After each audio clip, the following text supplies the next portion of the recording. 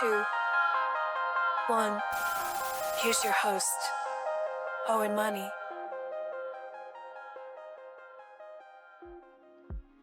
Hello, everybody. Welcome.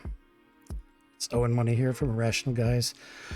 And I'm joined here by Kyle T from Irrational Guys also. Hey, Kyle.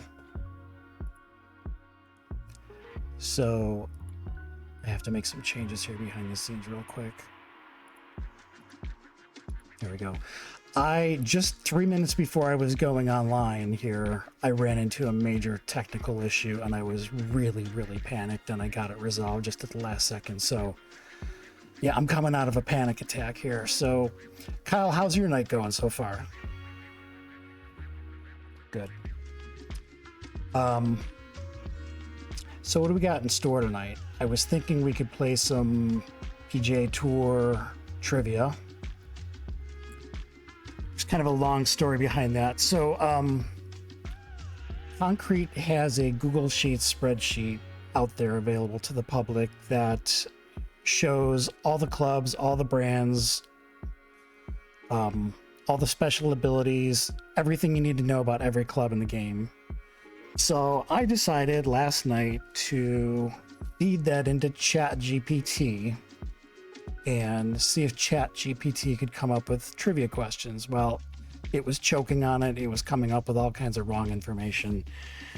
So I decided to just do the trivia questions myself. So that's where we're at.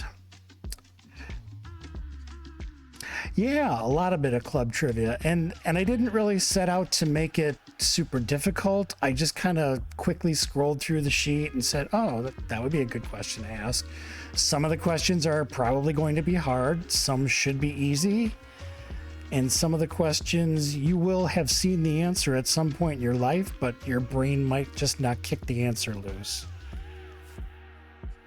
And what else we got going on? We had a person outside of Irrational Guys email me yesterday morning, I think it was. His name is Big Papa. I don't know what clubhouse he's in, but shout out to him.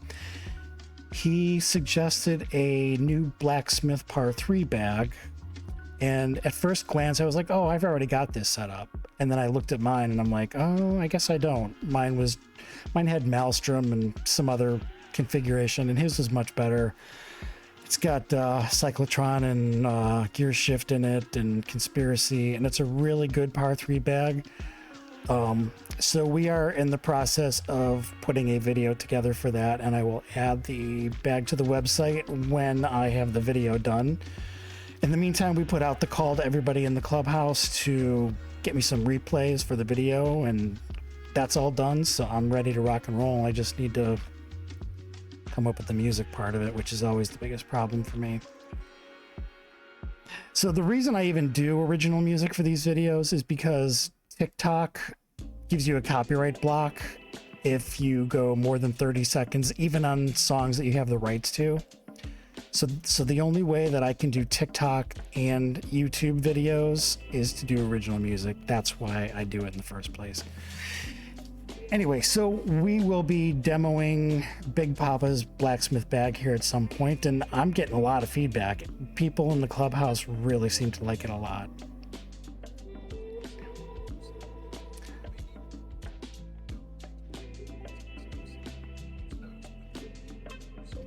Right. Hey, you know what? Hey, Kyle, can you say something? Yeah. What do you... Test. Oh my God.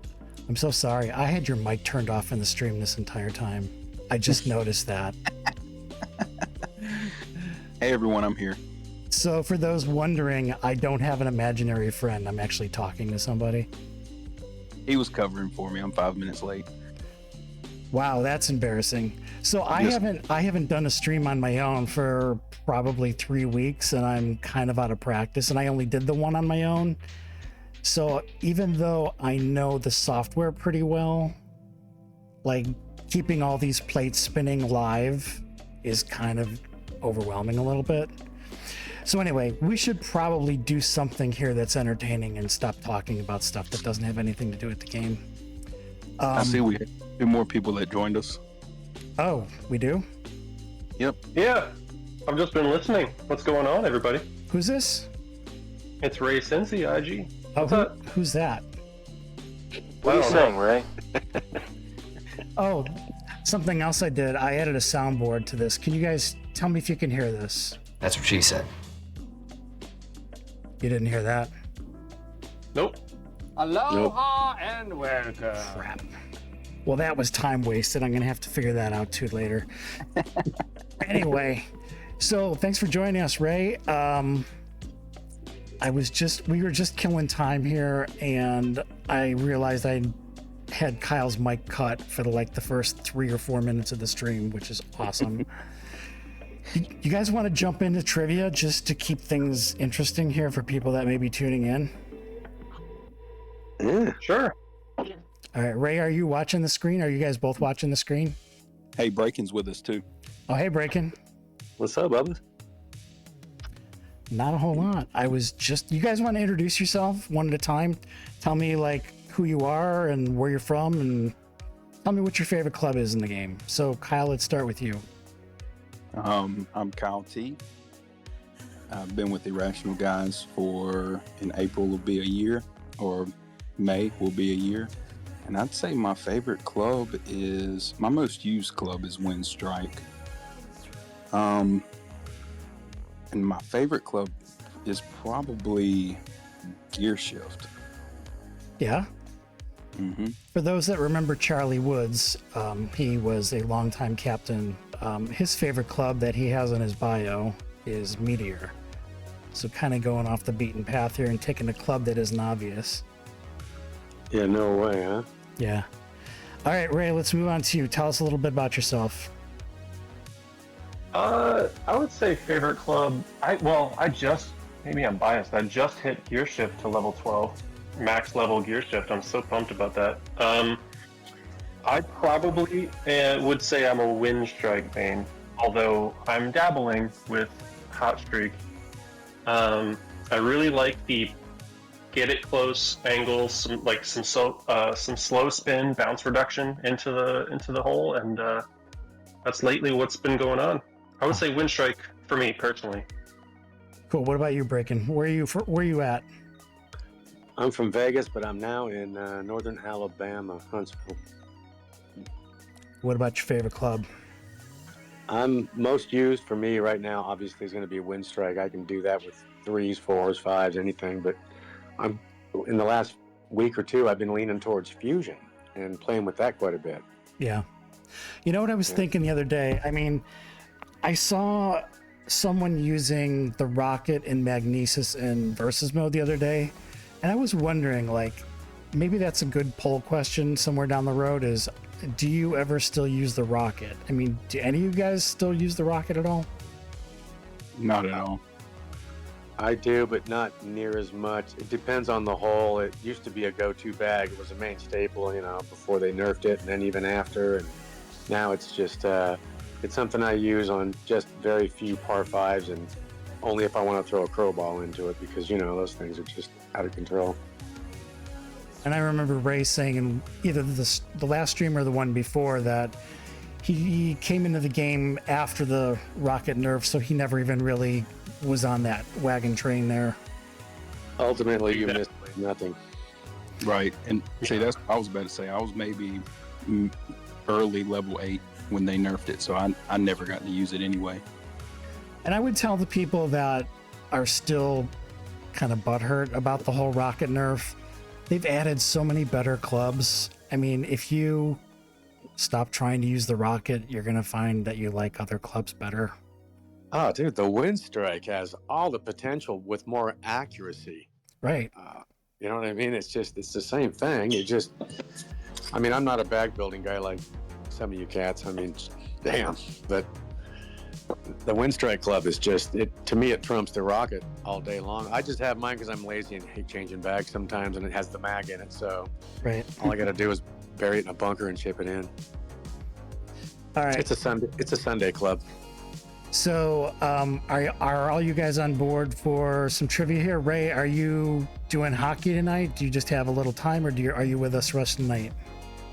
Probably not the rest of the night. I'm just waiting to hear back from when wife's coming back home. I got 3 sets of tomato soup ready. I've got grilled cheese ready to go. I'm waiting for the green light to start firing them up. So I'm free for now. I'm in the kitchen. I just did my prep work. I'm ready to go. I'm hanging out for a little while. I'll let you know though.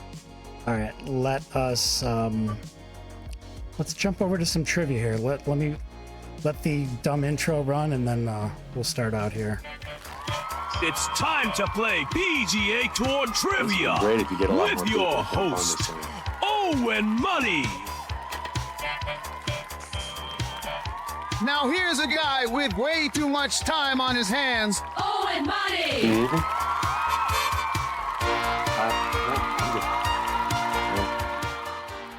All right, so we're gonna head straight into question number 1 here. So since we don't have any like real technology happening here on 4 sides, if you know the answer, just yell out your name first, and whoever yells out their name gets first crack at it. Okay? Yep. All right, so here we go. Question number 1: which rare putter boosts hybrid clubs? Pretty Cal T. sensey. I heard a bunch of people talking over each other. Cal T. Okay, Kyle, take a crack. Ember. That is correct. Sorry, Ray. I don't know if you guys both buzzed in at the same time. I didn't know how to handle that. But we're That's not. okay. This You isn't. beat me to it, but This- I was going to say the same thing. Good answer. This isn't for points, but the winner gets to be captain of Irrational, guys. So there's that. All right. Question 2. There's 2 Nautilus wedges. Name one. Ray. Oh shit. Go ahead, Ray. I jumped the gun with the correct answer. What's your answer? Nautilus, I would say Maelstrom, and I don't. Oh, is there another one? There are For, 2. for Nautilus? There are 2, but all you needed to do was name one. So the other one would, Oh, okay. the other one would be Mimic. And do you know what do you know what Mimic's Oh, true. do you know what Mimic's special ability is? Double or repeat or mimic the ability that was used from the club that shot the ball beforehand. That is incorrect. The correct answer is collect dust in your club inventory.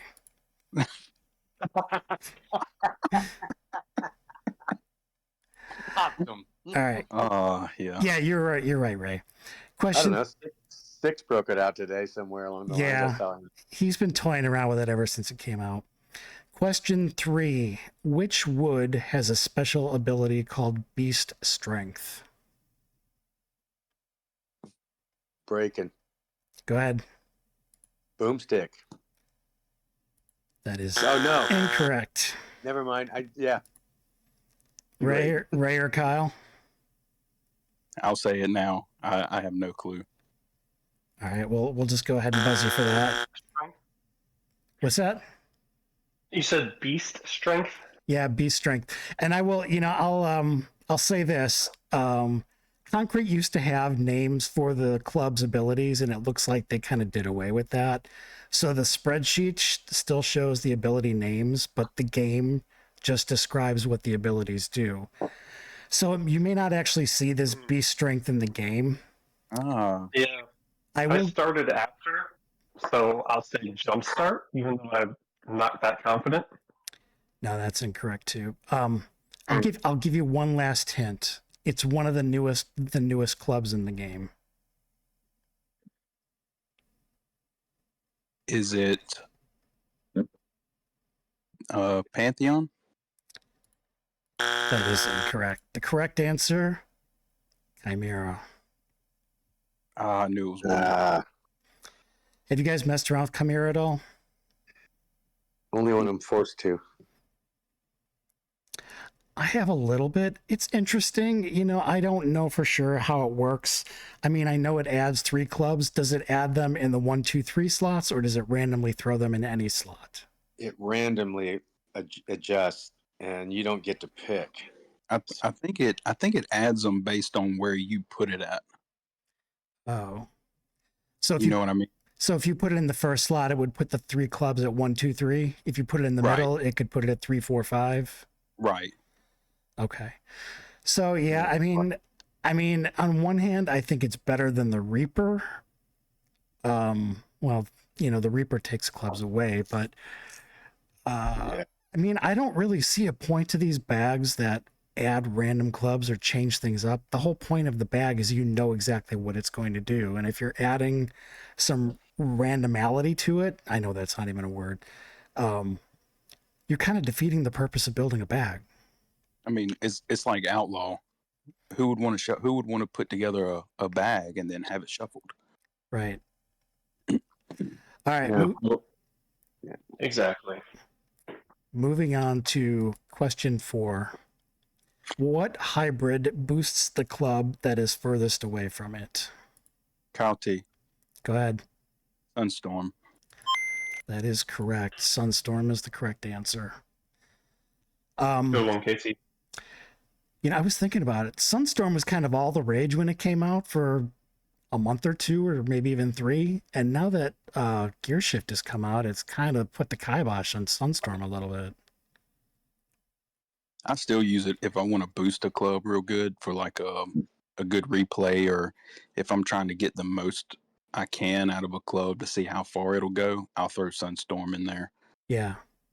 But I mean, as far as if you try to incorporate Gear Shift into just about every bag these days, which I think probably most people are doing, unless I'm completely incorrect on that, Sunstorm kind of throws a wet towel over that, because Gear Shift has to be in the first slot, and Sunstorm is going to be on one extreme side of the bag or the other. So I could see it kind of messing things up. Right.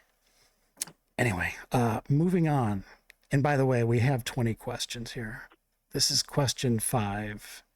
Can you name one more question, and then I got to run. I'm sorry, folks. Oh, it's all right. But go ahead, Owen. I'm sorry. Can you name the Palo driver that unlocks at level 1? Ray Cincy. Go ahead. Go ahead. Tierra Hueca. I can't say for sure that that's incorrect. I think that is incorrect, but I know the one that I have here. Here, let me look it up. I do have the spreadsheet open in the background. Tierra Hueca. However you say it. No, you are incorrect. Tierra Hueca opens or unlocks at level 2. Darn it. Good effort that you could even remember a Palo driver. Yeah, Here I am, the one that created the beginner's guide, and I don't even know. All right, anyone else got another guess? I like having my goose egg right where it is, so. It's the one club that level 1 players should not be using. Here's your answer. Yeah, I Did you can't. say it was a driver? Green Demon. Oh. For some reason, I always look at Green Demon as a Forester club. Yeah.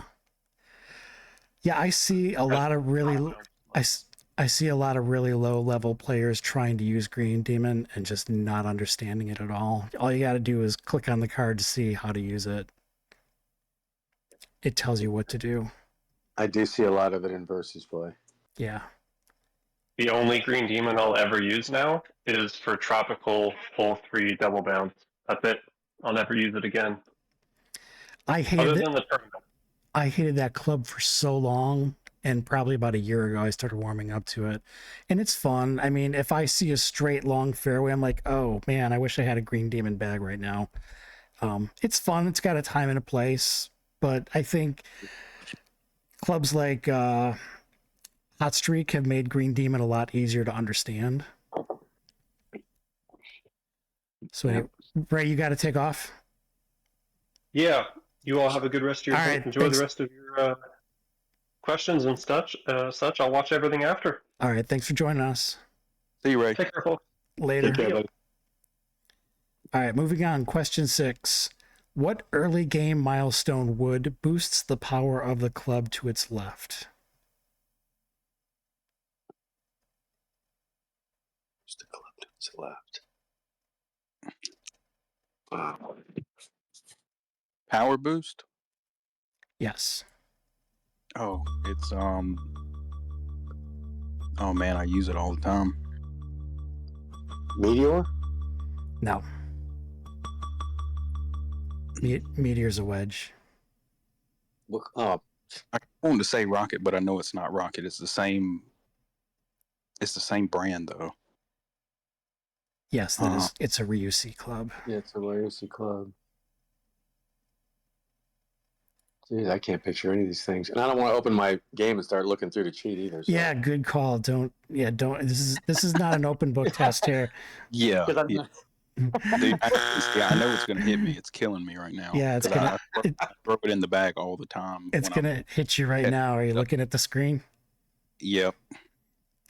Jumpstart is the correct answer. of course it is. That really does open up the game for new players when you can finally get Jumpstart. And All right, let's move on here. Question number 7. Can you tell me the brand of club that Edgewalker is part of? Forrester. Who's that, Jeff? Yes. Breakin'? Yep. That is the correct answer. Forrester is correct. You know, it's funny because, like, I was thinking when I was making these questions, like, if you can't think of what brand Edgewalker is, it probably is not worth being in the game, right? Can you? It's not a club I use much, if at all. Yeah, I cannot remember ever using Forrester or Edgewalker at any time for a single shot. Nope. Except maybe in one of these tournaments where they force your hand. Speaking of, how did you guys do in the Forrester tournament? I didn't. great. I thought we were sitting out of it. We did. That's what I'm joking. Oh, okay. Like, holy shit, did I miss something completely here or what? No, the Forrester Clash is the first one ever that we sat out on. It was kind of a protest. We had 2 bogus preset bag tournaments in a row. Did any other clubs that you know of sit out of it?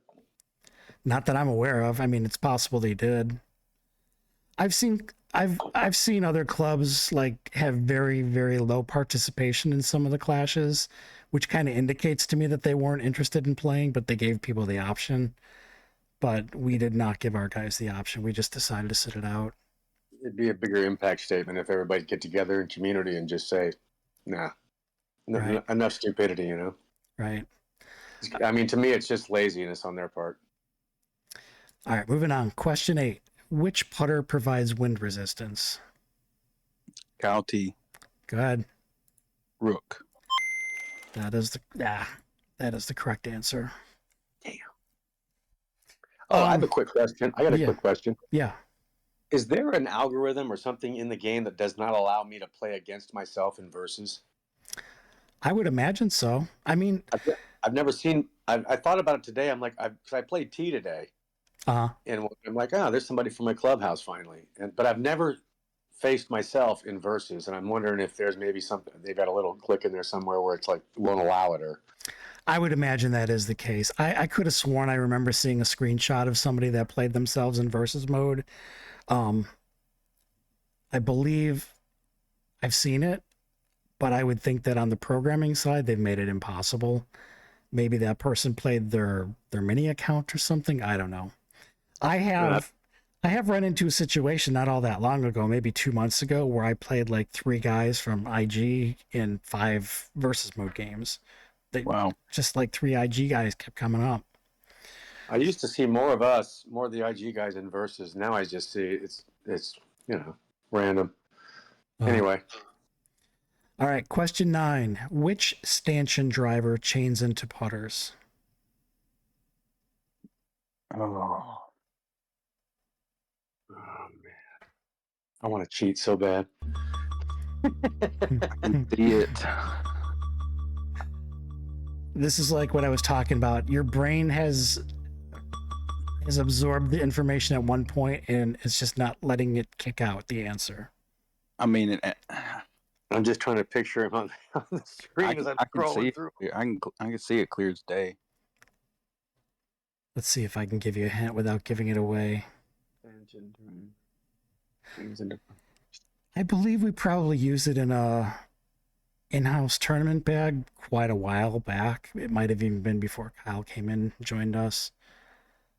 But you might not remember it anyway. So the correct answer is Conqueror. Oh yeah, I was way off.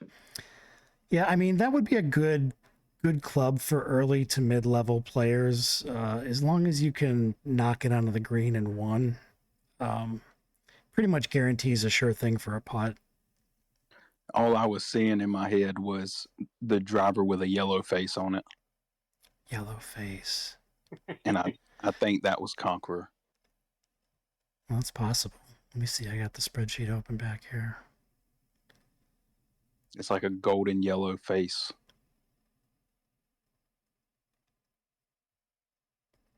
Yeah, the whole club head is like solid gold. Right. Yeah. And that's all I was seeing it, but I could not get the name. Yeah. All right, moving on to the next question here. Question number 10. There are 6 mythical clubs. Can you name all of them?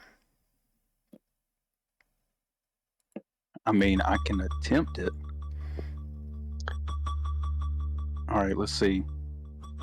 Meteor, Blacksmith, Pantheon, Chimera, Reaper.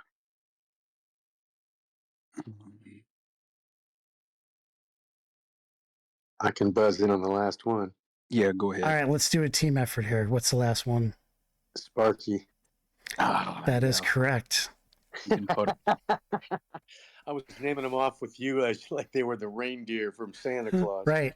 And I think the fact that you named them out of alphabetical order made it harder to remember the last one. Yeah, I should have said that you had to name the clubs in alphabetical order. Oh, yeah, I will. Yeah, my mind is right there right now. Right. All right. Question number 11. Can you name the wedge that boosts the stats of all common and rare clubs? Yes, that is Steadfast. That is correct. Steadfast is the correct answer. We used Steadfast in one of our in-house bags 3 or 4 months ago. It was in our fusion bag. Oh, that's right. Yeah, and I still use it for my long distance Windstrike bag, which I don't use a whole lot, but it's a pretty helpful club. It's a good short chip club because it's got a nice dead stop, soft roll, and Right. just Yep. right up. And I learned it's good for these hybrid bags. If you're incorporating Ember with a hybrid bag and trying to boost up a hybrid bag, if you pick a common or rare hybrid and throw Steadfast in there, it's just as good too. Yeah. Yeah. All right. Question number 12. What Nautilus club gives 3 random clubs in your bag a power boost?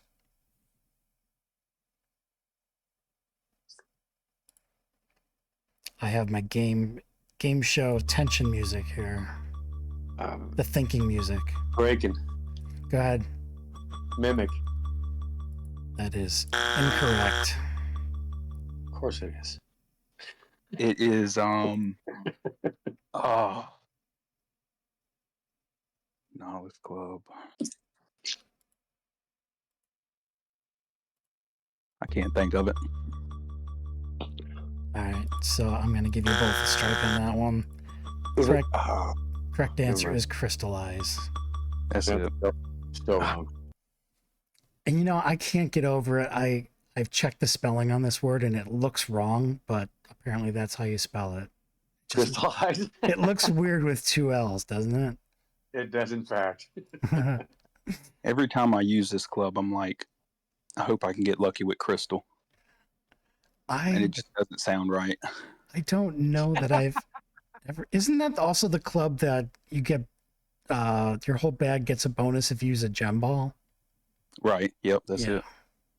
It's got a gem ball bonus of like +3 or something like that. Right.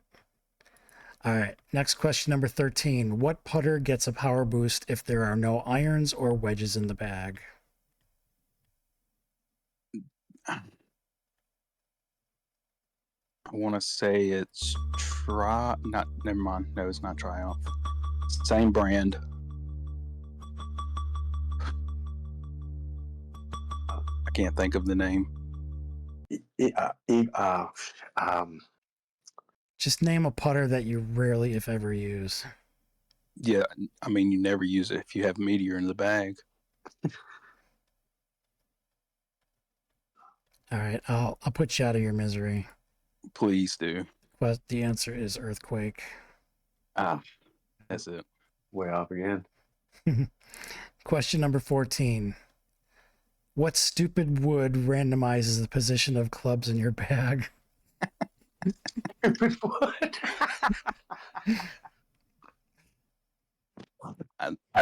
You want me to go ahead and answer it? You already did once. You may as well say it again. That'd be Outlaw. That is correct. Outlaw. And this is what I like about IG. We're totally objective and fair without injecting our own personal opinions in the content that we present to you. It's awesome. Yeah, that would be Outlaw. Hey, Breaking. Yeah. I told Owen we should do a February in-house tournament with Outlaw and call it the Cupid Shuffle. Isn't that a great idea? It's awesome. That'll brutalize everybody. Yeah, but you know what? You never know. It's not. I'm just proud of the name. It's just, see, that'd be a crapshoot right there. Can we name any scenario? This is a follow-up question. Any scenario where anybody would want to use Outlaw? No. I mean, what would be the benefit? There isn't one. Even if you were playing the same hole 3 times, or playing only par 3s, or only 4s, or only, there's no scenario, I don't think, where there's any application where it makes sense to have it. No. The only bag that would not be penalized by it is like an all Willisby bag or something. Right. Where they all get something with brand loyalty, or you throw Pantheon in it. Right. So, yeah, I know Concrete likes to go back and revisit clubs that don't get any use. I think this would be a good one to revisit down the road, as in what is the actual point of it? Yeah, right. Either get rid of it or replace it with something beneficial. They revamped Reaper 2 or 3 times, and I think now it's not a bad club. We were using it the other day for some hole, and you can still hit like 700 yards with Reaper with the right setup. Yep. No, it's a long club, but it's like Fusion. It gets way up there, Right. All right, next question. Which brand gives a power boost to clubs from that same brand that are next to one another?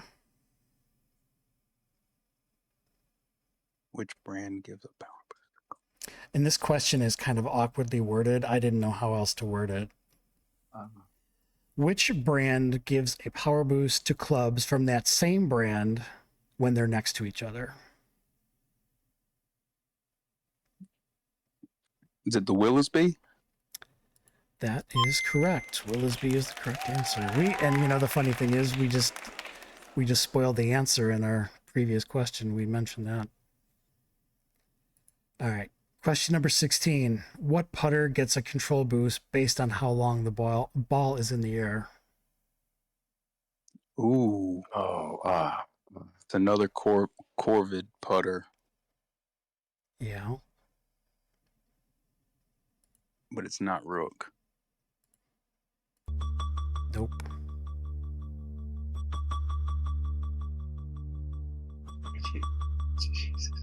I can't think of it. You know what it works well for? Like when you put XL, I guess it's called Exhilarator. XL, we always call it. When you put XL in a bag and you can get like 500 yards on a Blacksmith, this putter works well for that situation. But other than that, there's so many better putters in the game. All right, I'll give you the answer here. Eagles Landing. I had Eagles, and I wanted to say Eagles Nest, and I so know that's not right. I know it's the putter with the crisscrosses going across it.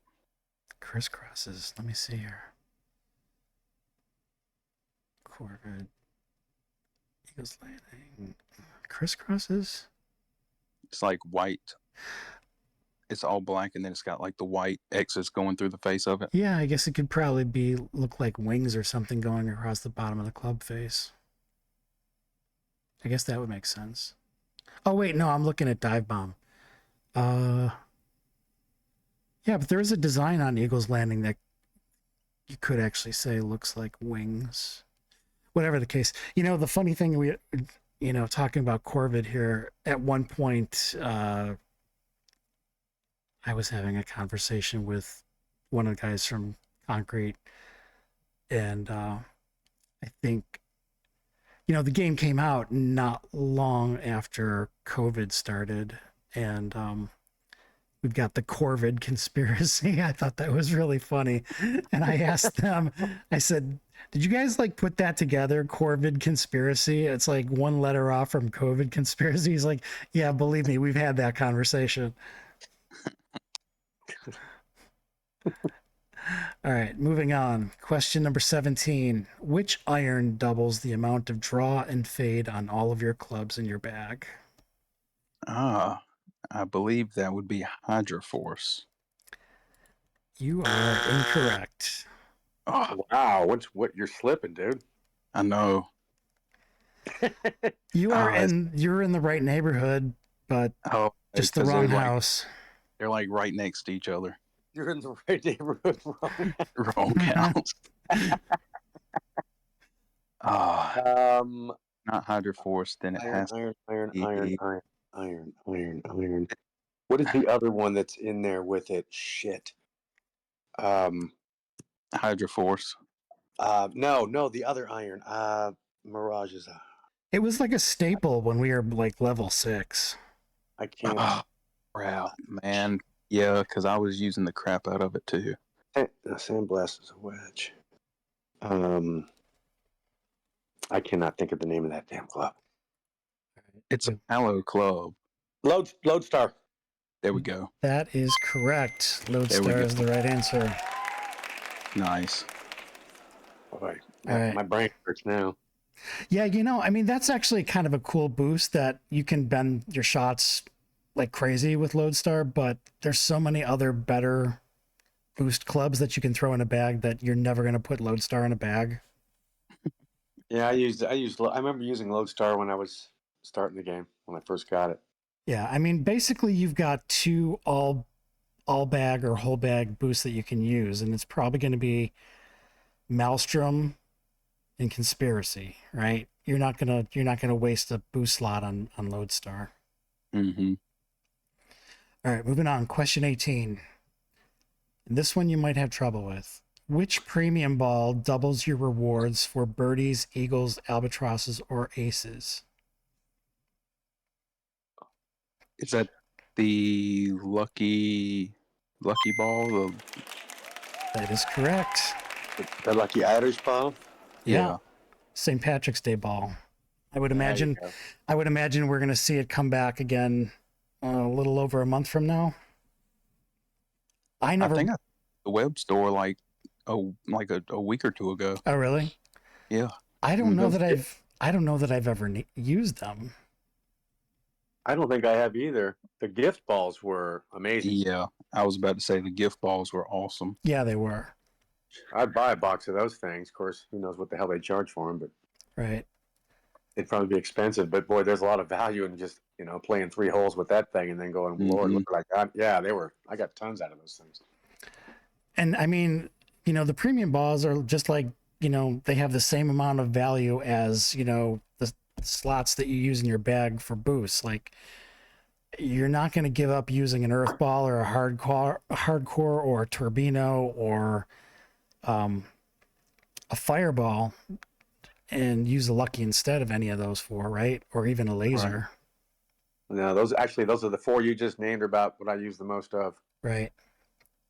All right. Question number 19. What stanchion iron gives your bag a power and spin boost, but also an accuracy penalty? Ooh. Okay, what's the question again? What stanchion iron gives your bag a power and spin boost, but also an accuracy penalty. I got that one. I can only think of one iron in that bag. I can't think of the other. Which got Kyle? Into the breach. That is correct. That's the only one I can think. What is the other one in there? Jeez, I will tell you in a second here. I can't think. Fanfare. That's a hybrid. Crusader. No. Crusader or Common Law. Bush. That one you were Bushwhacker. Bushwhacker. There you go. I'm glad there were no questions about Bushwhacker because I've never used that one. That's probably why I couldn't remember the name. Right. All right, here is our final question. Question number 20. What Phoenix wedge gets boosted when next to Nautilus and Forester clubs? Ooh. And this is one oh I got it. Okay. Catalyst? That is the correct answer. Cool. That's one I throw in there too. You're lit. Good job, man. It's got the wings. That's the only thing I can remember was the wings. Right. Well, overall, I think you guys did pretty well. I don't know. Some people might listen to this and be like, "What are those guys on?" Right. What do you think One about like that? What do you think about the difficulty of the questions? Were some of them too hard, some too easy? I mean, honestly, I wish there were 20 more. Me too. If you're a hardcore bag builder, I think that was a walk in the park for any hardcore bag builder. Right. Right. For someone like me who's less about the bag building than the play, it definitely posed challenges. I think I got 3 right out of 20, if that. So, You know, and I think any players that have come along like in the last year or two probably might not get a lot of these answered because there are better bags now that don't include any of these clubs that I've mentioned. Right. See, I mean, I would consider myself a good bag builder, but for every question, all I could see was a picture of the club. And I mean, when you're building a bag too, there's maybe like 10 that you'll throw in there that you remember. But other than that, you know, it's all up in the air. Yeah. Oh, hey, I just saw Captain Hacker on live chat. Hi, Captain. How you doing? Sorry, I don't know how long you were there. I'm looking at my control screen for the stream here. So hello. Yeah, I'm watching the stream. It looks like he just showed up. I don't even see him on the screen. Oh, he's in the Twitch stream. In the chat window. All right. What's up, Captain Hacker? So I guess we're done with this, right? I mean, looks like you have to come up with 20 more for the next one.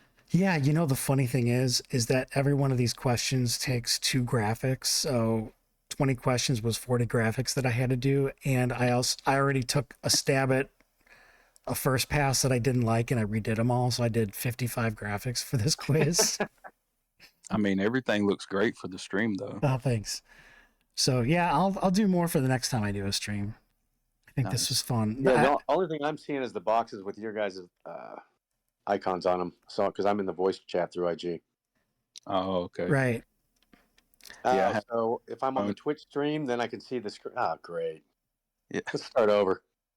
I think I should be able to get at least 6 right this time. Double up. All right, so we're going to wrap up trivia here and go back to our regularly scheduled program. You know, this is bizarre. I don't know what happened to my phone. It says it's 9:41. My phone is set automatically for Chicago time.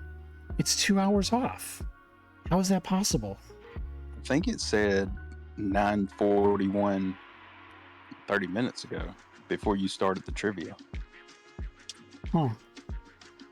It says 9:41 right now. Have you checked your time and date setting? Yeah, and it's automatically set for Chicago time. Wow. I don't know. I'll deal with that later. So I had mentioned the Blacksmith bag. Just checking my audio levels here.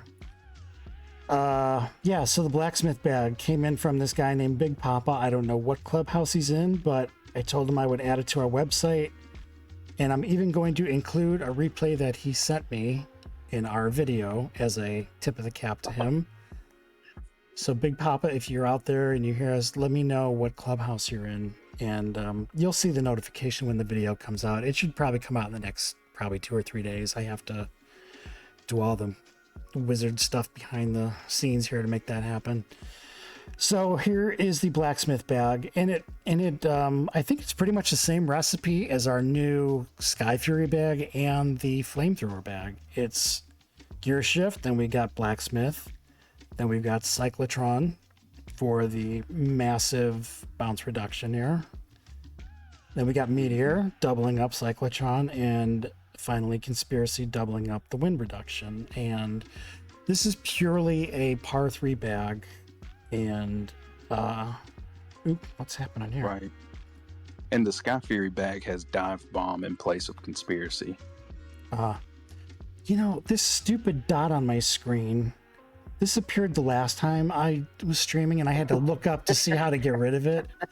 And I don't remember how to get rid of it, but it's really annoying. Kyle, do you know how to get rid of that stupid dot on your iPhone? I have no idea. I know some people who have it on theirs, but I've never used it before.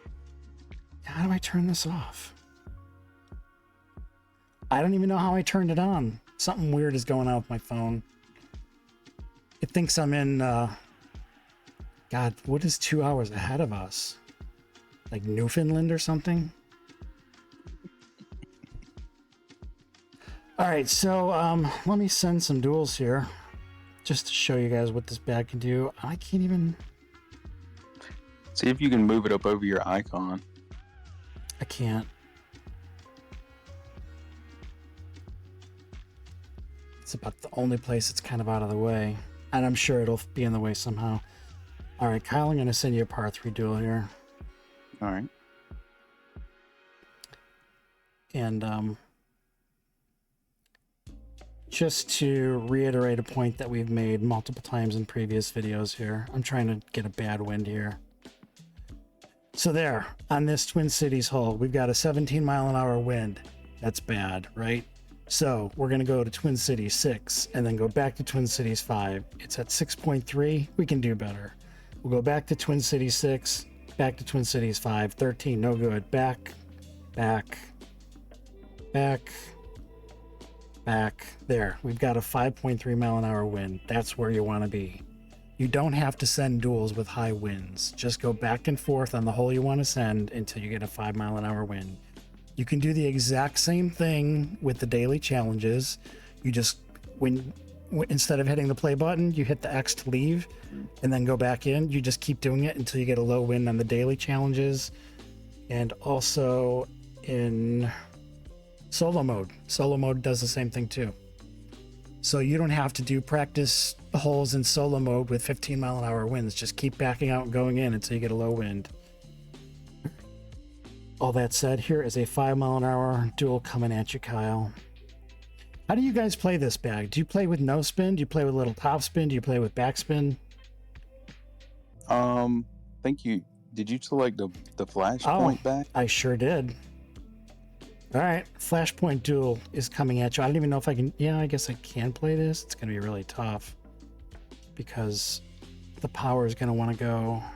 Yeah, there's my power threshold right there. That was dumb. I could just do the smart thing and quit the game and start over, but that would be too easy.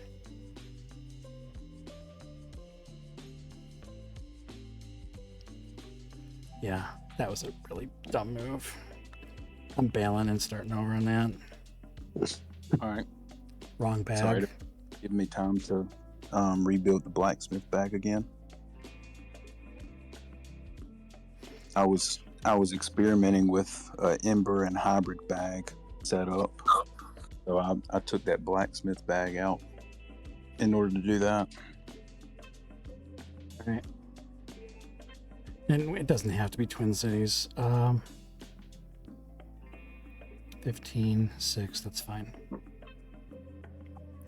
Speaking of 6, where is 6? Right? Yeah, I mean, he's in California, so he's 2 hours behind, so he might just be getting off work, and it's harder for him to join us.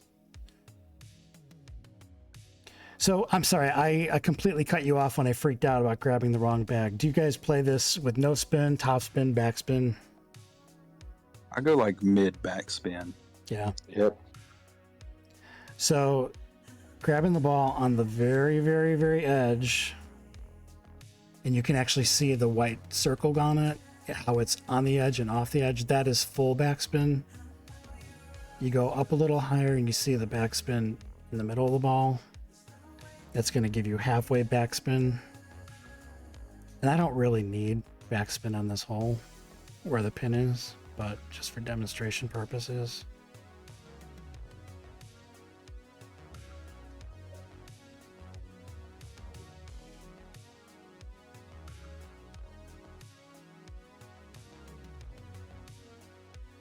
And I got no spin at all.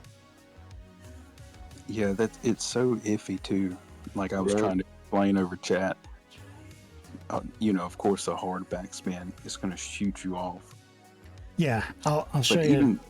even when it listed as backspin, though. Yeah, but some- there's a fine line between that hard drawback spin and that soft drawback spin. You know. Exactly. Well, and the thing is, like, we just kind of call it, 50% spin or 100% spin, but the difference between the two is much bigger than you would think. Like a 50% spin is actually maybe spinning the ball about 30%, and the hard back spin is like a 70%. Breaking, let me find you in the list here, and I'll send you one with What bag are we shooting with here? the blacksmith bag. The new blacksmith bag. I didn't see what was in it. Can you post it up again real quick? Yeah. I'll build it real quick and answer back. It's Gear Shift, Blacksmith, Cyclotron, Meteor, and Conspiracy.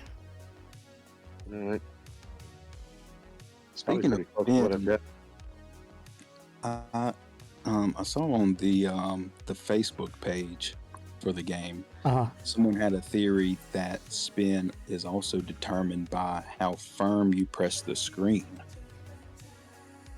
And it's just a theory, Uh-huh. but I mean, I haven't really tested that out. I'm not saying that it's false because I know that there are games on the iPhone that go off of, how hard you press the screen, Pressure how soft you sensitive. press the screen. Yeah, stuff like that. So, Well, that's that would something we can look into too.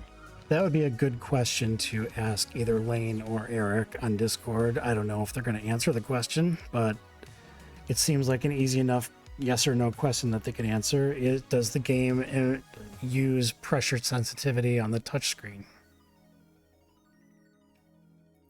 And as much as I would love it to be true, I want to say that it's not true. But it's still worth asking. Isn't it funny? Like almost 6 years later, we still don't know how basic things in the game work. We have a good idea. So, I mean, I'm going to do 100% spin on this. Probably an ideal situation would have been a big green with a front pin placement. So instead, I'm going to go shoot way short. Oh, wait. No, it is a front pin placement. Okay. And this thing's going to spin like crazy.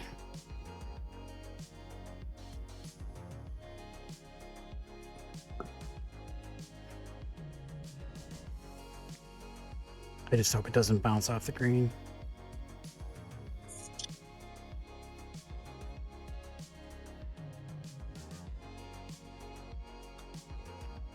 Ooh. See, my stream is about 3 or 4 seconds delayed. So Yeah. Did you guys see that little glitch on my avatar there? It shows that I'm ranked number 3 in the world. Nice. see that. Congratulations. Yeah, I've never been 3 in the world at any point in the 5+ years that I've played this game. And the funny thing is, it shows it in my stats too. Wait a second. Why is my all-time FedEx score missing? It should be under highest points. It should show your highest rank, right? It should. Yeah, it should. It's missing. Interesting. Man, every time you go to ask a question about this game, you find a bug. Yeah, because mine is showing best global rank under highest point. And I just rebooted, so if there was a problem, it should have reset. Are you running Am I running what? next DNS? I am. I can turn it off and see if it makes any difference. I found that when mine is on, some stuff doesn't load in the game. I haven't run into that before. I'm seeing a lot of people using this bag with no spin and they're having some success, but I haven't really sussed out the distance on the bounce yet, so this is going to be a total guess.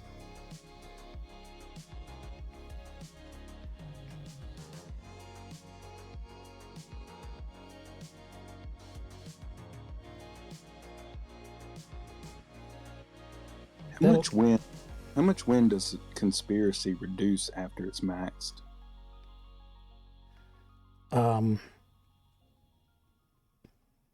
We talked about this in our last stream, me and Ray did, and I don't remember the answer off the top of my head, but I'll tell you in a second here. It's probably like 40. I think it's more than that.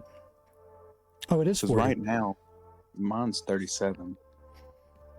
Yeah, it is 40. So, you know, the way that boosts are calculated with Meteor is not the obvious way you think they are. Lane explained it on our Discord maybe 4 months ago. So like the 40% wind reduction, that's considered one instance of conspiracy.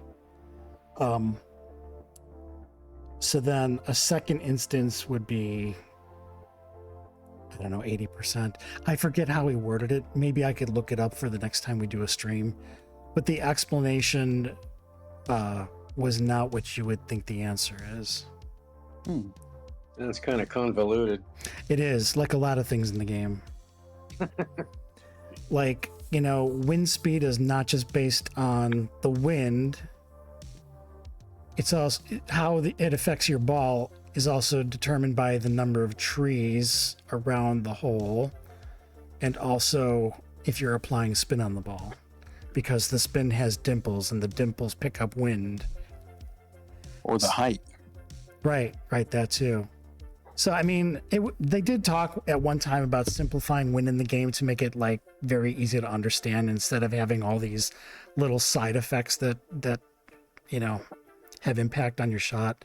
It would be great if they could simplify the wind, because like, I don't know, who thinks about like, oh, you know, this fairway's got a lot of trees, so it's going to block more wind, or I'm putting left backspin on this shot, so it's going to be more affected by the wind. I don't think they think about that in real life. So, I mean, to them, I think a 15-mile-an-hour wind is a 15-mile-an-hour wind. Right. Yeah. I mean, in tropical would just have 20-mile-per-hour wind at all times. Right. So this Blacksmith bag, it's gotten a lot of attention in our clubhouse for the past 36 hours or so. People seem to be having a good time with it. We also did just add this Flashpoint bag to the website a few days ago, and this one is actually really quite good. It works really well for the tropical holes, for all the tropical holes. And Owen, the Flashpoint bag, that was one that you came up with, right? Well, it was an exact replica of your Sky Fury bag. I just replaced Sky Fury with Flashpoint. And you put Conspiracy in there. Oh, is it different? Let me see. The Sky Fury has Dive Bomb instead of Conspiracy. Oh, right. Yeah, so Flashpoint is not going to be affected by Dive Bomb, so you had to replace the wind reduction with Conspiracy. It's a really good bag. Yeah, it is. What is that Nautilus club that's in there? Maelstrom. Of course it is. Good club. So, I mean, I just answered the duel you sent me. That ball stops dead. Yeah. So let's see, which tropical hole should I try? This one's fine. 649 yards with the Flashpoint bag. And for those of you watching, and if you can't see what the clubs are, they are Gear Shift, Flashpoint, Meteor, Maelstrom, and Conspiracy. And this works really well for all the tropical holes, with the exception of maybe the Volcano one, but I think the only club that I've seen that works well for the Volcano hole is Fusion. That's exactly how I get to that green in one. It's the only way. Yep. I bet your Reaper might pull it off. Yeah, probably. There's a distance.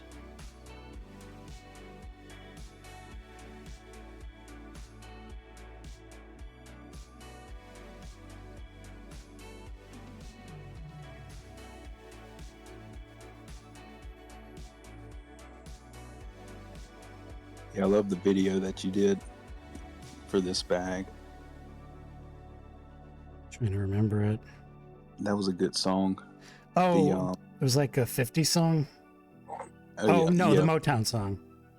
The beginning of it was, I'm running out of words to say about a new club or something Yeah, like you know, it was funny because I was sitting here like, I've said like the same thing about every one of these clubs when I do the videos. And I'm just sitting here banging my head with writer's block. So I started out with, I have no idea what I'm going to say about this club. Yeah. That's funny. That's funny. And then what was the other thing you said? It's Sky Fury's brother, but from a different mother. Right. Yeah, I mean, it plays exactly the same way as Sky Fury. I mean, it was good. Thanks. I gotta get for that. Thank you. That Flashpoint bag comes in like a Sky Fury, but it drops softer. Yeah, Right. and the accuracy seems to be slightly better than Sky Fury too, by a little bit. Well, plus Conspiracy knocks that wind down, so even on those long flights, you're good to go. Yeah, like when you are maxed out on your distance with a Sky Fury shot, it can be slightly unwieldy, and I don't really seem to see that problem in the Flashpoint bag. Well, I might just change that up a little bit. I like the Blacksmith bag. Yeah. Shout out to Big Papa. Yeah, so I mean, if there's someone in another clubhouse that, you know, you're using our website and you see that we're missing a bag that you think should be there, email me. I'm not opposed to it. The majority of the bags, probably 95% of the bags on the website, are stuff that I do use or have used, and the stuff that isn't there is stuff that I've probably tried and don't like Sidewinder. None of us really ever got behind Sidewinder. I mean, we tried to force ourselves to come up with a bag using it, and just it never caught on with us. It's very flashy when you see it in the inventory. It looks very flashy. It's got way too much spin, which makes it slightly unusable. Yep, just like Meander. You know what it reminds me a lot of? It reminds me of old Windstrike before they changed it. Oh. I mean, that was kind of the first thing I thought when I saw Sidewinder and I tried it out for the first time. I'm like, this is old Windstrike. Windstrike used to be a novelty club. If you put full topspin on a Windstrike shot, it would roll 100 yards. Oh yeah, dude, you could land way short of the green and run through. It still has that potential. Depends on how you build the bag. It still has the potential to run a good 30, 40 yards. Right. I mean, I've had my fun with stuff like that. You know, I've spent 2 or 3 hours trying to make a trick shot with stupid spin like that, but I've seen them.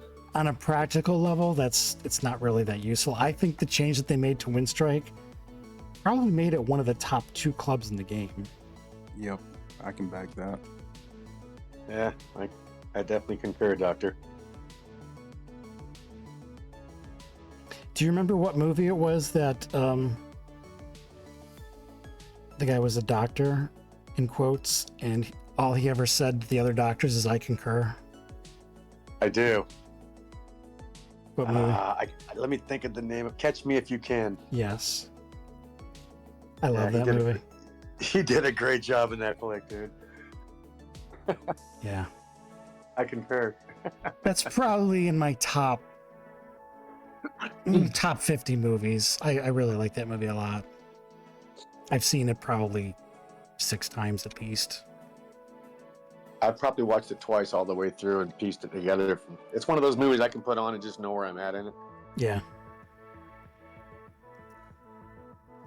You know, at some point in conversation, someone will ask you, like, what's your favorite movie? Or what are your top 5 favorite movies? For the longest time, I could not answer that question. I could say, like, well, here's 20 movies that I like a lot, probably more than other movies, but I can't tell you what my top 5 are. I think I can narrow it down a little bit now. I would say probably Interstellar is in my top 3. Mm. I just watched that the other day because I had 3 hours and change with nothing to do. It's a long flick, but boy, I think I can only name 4 of my top 5. I don't think my favorite's been written. We'll see. Yeah. I mean, there's quite a few Tarantino movies that I like a lot. Inglourious Basterds is probably in my top 5, 10. Django is probably there too. Oh, dude, I love Django. I'm a huge fan of both. And you guys might laugh at probably one of the other favorite movies of mine because it seems like such a girly pick, but I really like La La Land. I have not seen I it. thought you were going to say The Notebook. Oh God, no. I just love the I just love the chemistry between Ryan Gosling and Emma Stone. It's so good. A lot of the music in the movie is fantastic. There's some of it that's a little too over the top show tunes for my taste, but a lot of the other music is so good. And without giving away the ending, it doesn't end the way that you would want it to. So Is that Lady Gaga in that too? no. I'm thinking of another movie then. Oh, you're thinking of Star is Born. Yeah, that's right. No, I was forced to watch that. Sure. I bought it when it came out on DVD and I couldn't even get through it. I'm just like, nah, I'm not really interested in this. I like Bradley Cooper a lot, but I just couldn't get into the movie. I listened to most of it and they watched it. Uh-huh.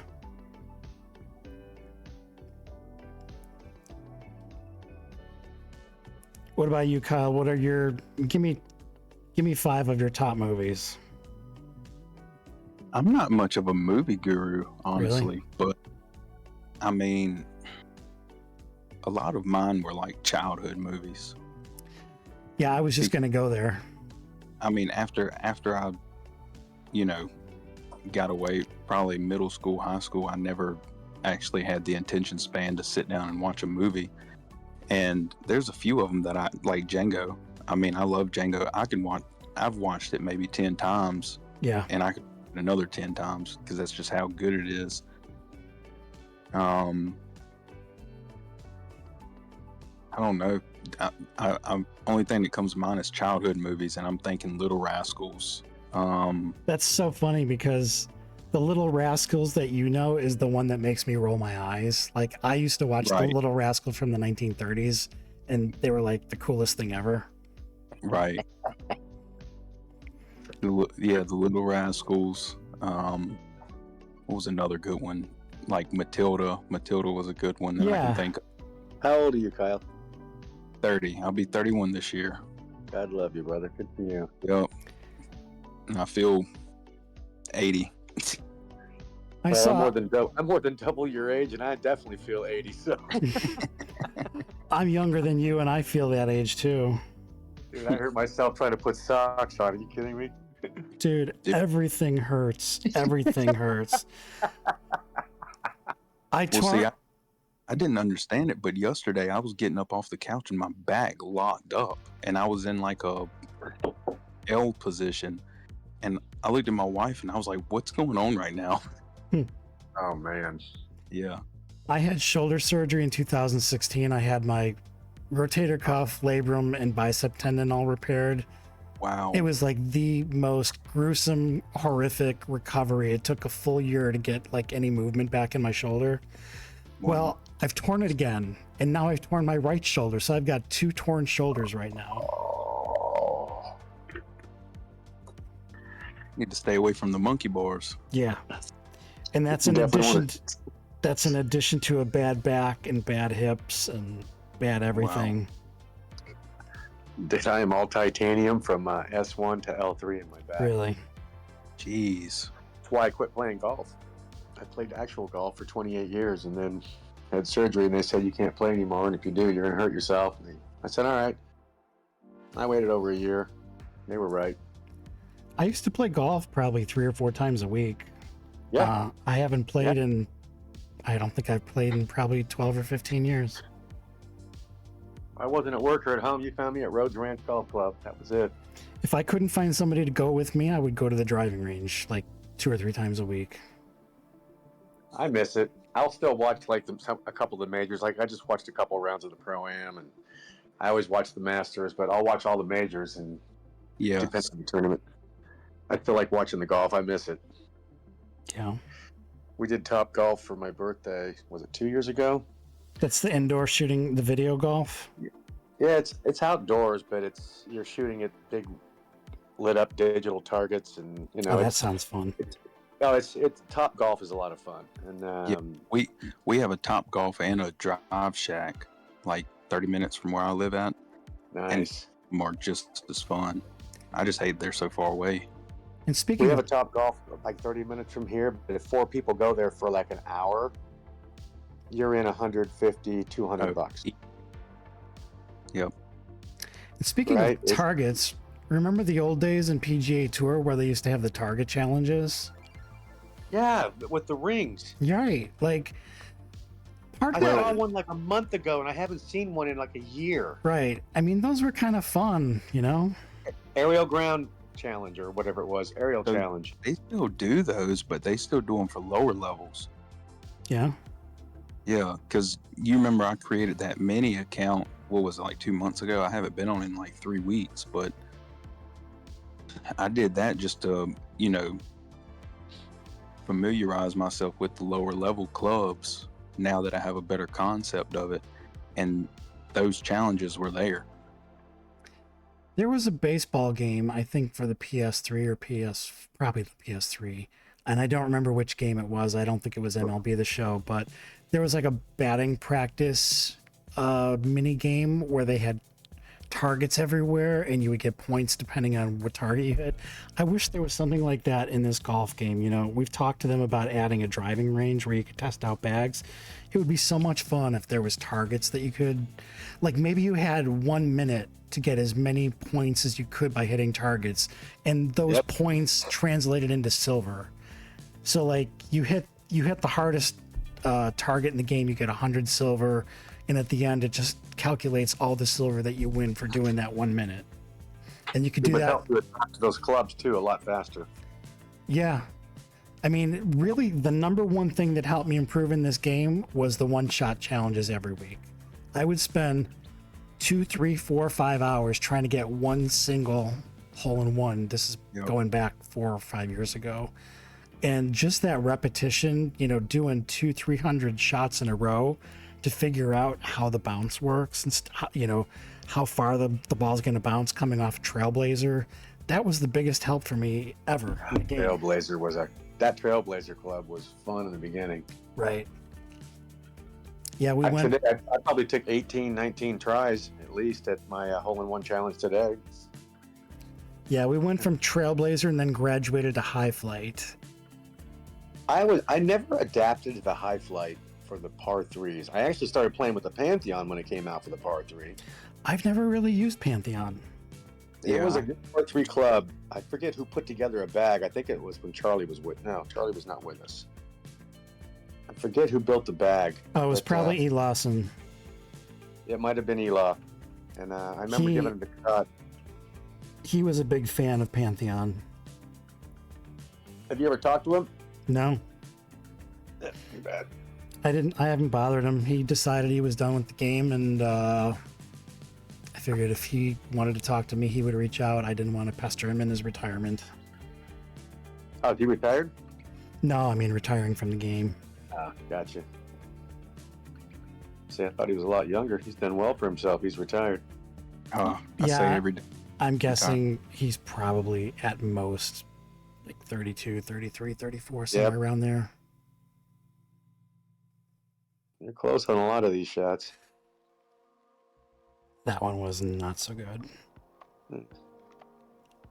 I tend to overshoot the hole when I'm not using either an earth ball or a hardcore on the Windstrike par 3 bag. Yeah, I tried the par 3 tournament that just ended today. I did all right, but those time tournaments, they just I do not like the time tournaments. Yeah, you just feel so rushed. I had Am I supposed to use the same bag you're using when no. Use whatever you want. Okay. No, I never feel anyone that I send any duel to, I don't feel that they're obligated to use the same bag I am. The only thing that I would say, I mean, the only kind of guideline that we have in our clubhouse is don't send like a level 8 or a level 7 a Magnesis duel. That's just bad form. It is. Oh, I meant to grab the Flashpoint bag and I chunked out. Got the wrong bag for the duel. Like, I never know, like, sometimes I undershoot it and then I try to compensate and then I overshoot it.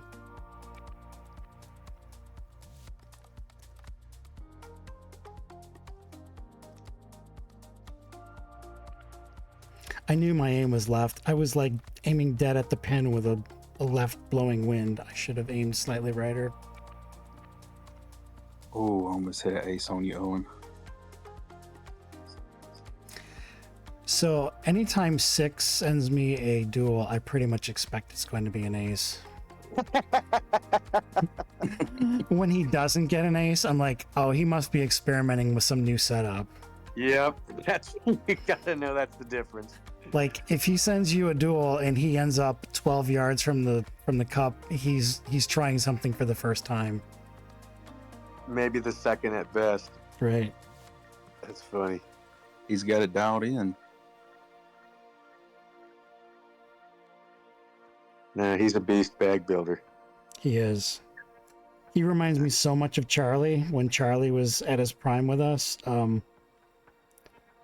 Charlie was going to med school at the time, and he said he'd be daydreaming about building bags while he was in class. 6 reminded me very much of Charlie when he first joined us. Dude, Charlie was so good at nailing pins, man. Just unbelievable.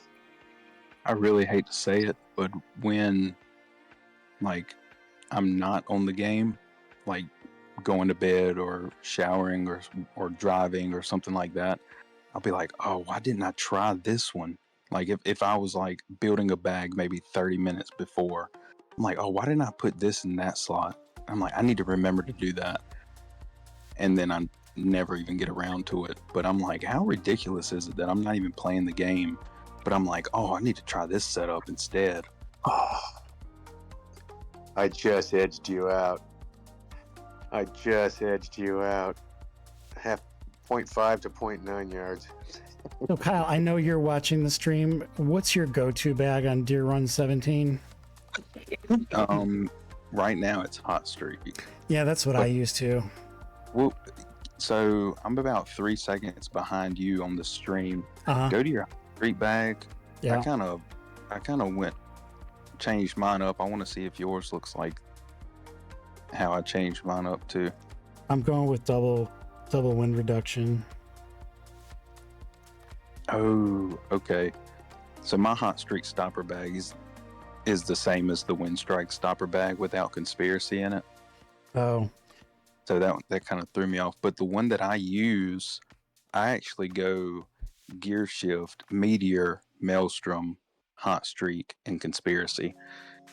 And it puts more control on Hot Streak. Because gear shift is meteored. Well, I think the bag on our website.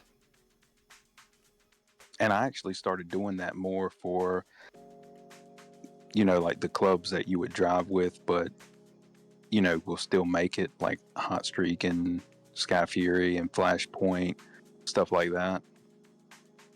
If it's not meteored in the bag, I've been putting gear shift Meteor, and then Maelstrom.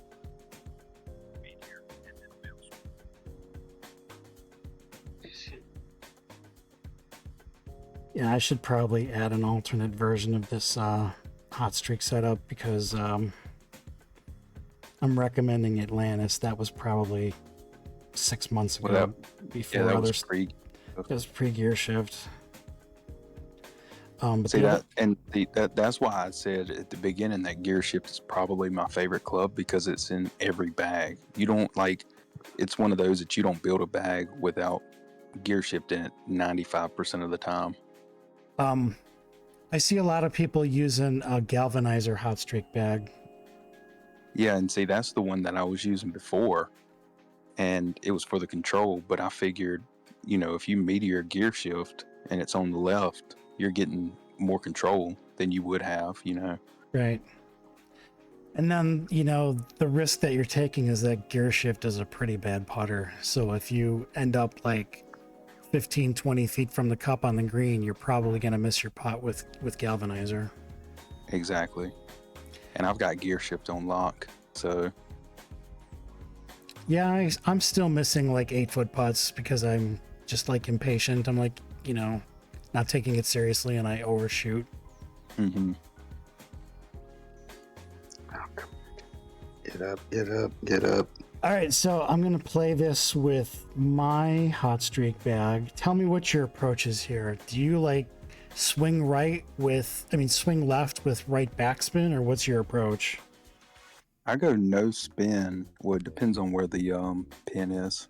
It still hasn't showed me on my side. And this is a problem. I can't really see what I'm shooting at. That's stupid. Yep. The wind indicator is right where my aim needs to be. Yep. They need to build something into the game where it senses where your aim circle is and it floats to the other side so it's out of the way. Or it dissipates it out of the way completely. Right. Or it could be right of where your thumb is, right of the ball that you're aiming. It doesn't have Well, I mean, It'd be my easy to thing see. about it, the orange marker with the yards on it, what good is it doing anyway? You can't switch the bag up. Right. There's my You missing know. Stop making sense, dude. What are you doing? The hell's the matter with you? I know. I mean, yeah, keep it there. Keep it in our way. Yeah, makes more sense. Maybe they'll find a way to we can spend money to get rid of it. I could swear, maybe I'm just having delusions of grandeur or something, but I swear I used to be better at this game than I am now. Look at Pressure of that. the TV camera.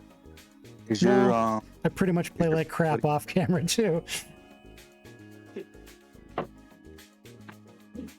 have you deleted the app and re-downloaded it lately?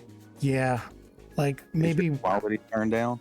I'm still running into that issue where, I close the game a lot. Like in tournaments, if I screw up a tournament, I will close the game or something. I close the game a lot. And I think that it has a threshold and it's like, you've closed the game way too many times. We're just going to corrupt the game now. So usually once a week, I have to delete the game and reinstall it. Yeah, mine will do the same thing. Is your quality on 3? Yeah, it is. Okay, I was about to say, because your wind was 1.9. It shouldn't have moved the ball that much. Right. I'll double check, but I'm pretty sure it's where it needs to be. This is an island levy bag that I've been using, but it's been working out pretty good too. I am going with Cloudcatcher, and I usually play it one of two ways. I either go hard topspin or hard backspin. Hard backspin seems to be easier to replicate a good shot as long as you can hit the meter. If you can hit the meter, you can pretty much guarantee to be within 5 inches of the cup.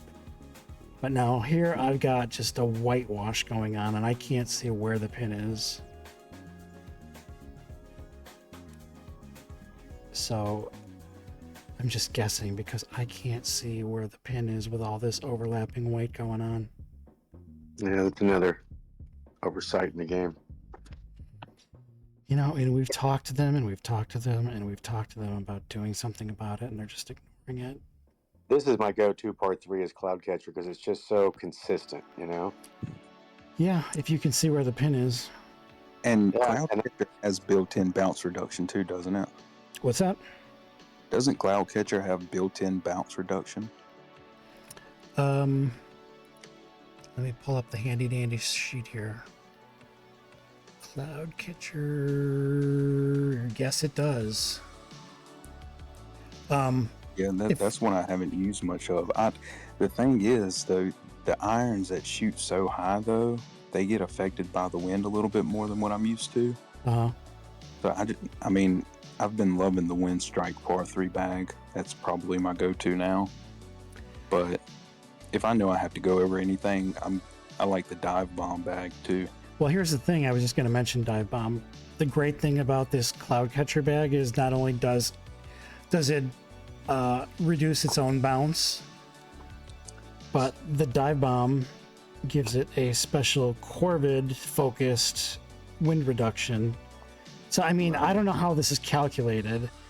I'm sure they're not going to give you 100% wind reduction because you're using a Corvid club. So I don't know what the actual calculation is, if it's 75%. Yeah. I had something else in place. I forget what I had in that bag, the original Cloudcatcher. I replaced it with Dive Bomb when I talked to you about it. So dive bomb, that was a special sauce, you said. I'm like, yeah, you know what? It actually changed it a little bit. yeah, I mean, I never see a wind stronger than maybe 2.7 miles an hour with the Cloudcatcher bag. Yeah, I see a 3. I'm like, ooh, she's up today. Yeah.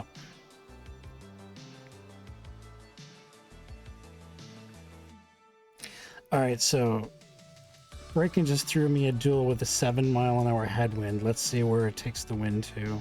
And that's my Cloudcatcher bag, too. So. Right.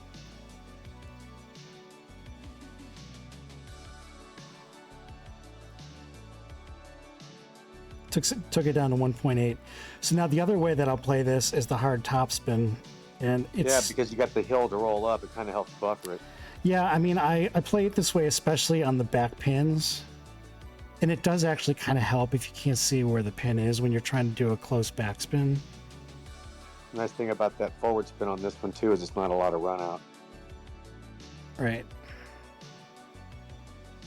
It's limited, so you can control it more. It's not so much of a guess.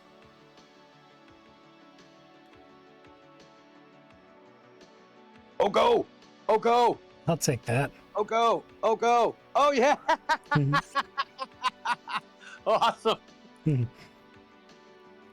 See, So, I just waited like 2 seconds after you started celebrating to see the ace. and the trick to it is that the ball's gonna hop a little bit. So let me do another par 3 with it. No, I've done the forward roll on that. I do use it, but not as much as the back. That was perfect pin placement for that roll, too. Yeah. That was awesome. Well, just demonstrating it for other people that maybe don't use Cloudcatcher. And I do demo this in the video that's on the bag page.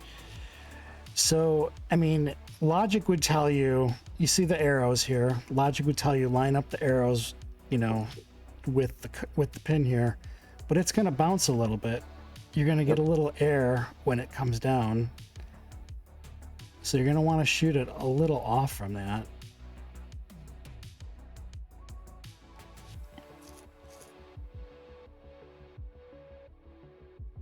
This might be a little long. It looks a little deep. Oh, Ray said nice ace in the Yeah. screen. Oh, thanks. Oh. So I would consider that a pretty unsuccessful Cloudcatcher shot because you should be able to hit inside of 5 feet of the cup every single time. I think that's like a 3-foot club. 3 to 5 foot is definitely Right. You can very easily replicate your shots just by positioning the aiming circle in the exact same place every time. Do you use that in the tournaments? At all? You know, if I see a par 3, chances are I'm going to go with the Windstrike par 3 bag and an earth ball. I don't think I've used that bag yet. Oh, Dude, you're missing out. Yeah. Probably am. Yeah, I'll do a quick I'll do a quick demo of that after I play Kyle's duel. Yeah, I'd like to see what's in the bag. I got like 12 earth balls left. I could always buy more. Well, with the Windstrike par 3 bag, you won't need earth balls. You'll need turbinos. Well, I see a lot of challenges come at me, duels come at me, and I see them in verses now too. The par 3 bags. Yeah. Actually, I see a lot of irrational guys' influence across versus play these days. I do too. I see the fusion bag. Thank you. I see the fusion bag getting used quite a lot now in versus mode. Yeah, and the fusion bag a lot. Yep. I see a lot of it out there. I'm like, okay, good. And I will say again, even though I say it on the bag page, we did not come up with that. It was given to us, and I don't know who to properly credit for it, but that was not our invention, the fusion bag. I'm using it. I started using Cloudcatcher, I think, when Charlie put it together during a tournament we had in-house when he was with us. Uh-huh. Or not a tournament. There was something he was doing with it. I think he started playing with it, and I'm like, you know what? That is a sick little bag. Uh-huh. Because it just drops and stops. Man, those 3 mile an hour winds on a 550-yard hole are so deceptive. I don't know why I didn't play the wind more.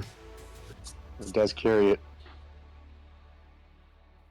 I'll be honest with you. I've been using Explorer so long on this hole, I didn't even know the Windstrike bag would reach it. Yeah, it does. Oh, yeah. All the time. You get close, too, dude. And it's only because of how much out of bounds area is around the tee. Yep. Wow. What was I just going to... Oh, the par 3... Windstrike bag. Yeah, I'm going to burn up a premium ball here just to show you. And I'm probably not going to ace it because I'm not that proficient with this bag. But I'll just show you how it works generally speaking here. I'm going to go with a shorter hole. Southwind is... could do this Southwind hole. I hate that other par 3 on the Southwind. The one with the green that tips all over the place. It's so ridiculous. I hate that hole. Does. All right, so... Breaking, are you watching the stream or are you just listening on Discord? I'm watching the stream. I'm on the video. I've been watching this whole thing. All right. So here's the bag. Gear Shift, Windstrike, Maelstrom, Meteor, Conspiracy. You've basically maxed out your bounce reduction and your wind reduction, and you're going to have more than enough power to reach the pin.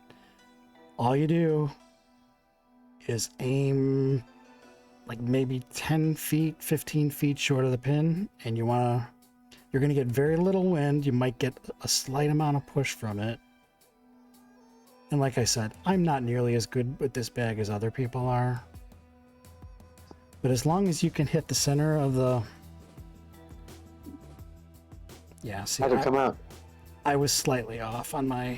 I didn't play the wind right. You had that distance right, though. Yeah. See, my Windstrike par 3 bag doesn't have Conspiracy in it. It doesn't have what? Conspiracy. Yeah. Conspiracy for wind reduction, though. Right. Yeah. I throw a Turbino in. If it's like a tournament or something, I'll just use Turbino and it'll knock it off. So how much more run out do you get on the ball on that shot, say, if you didn't use the earth ball?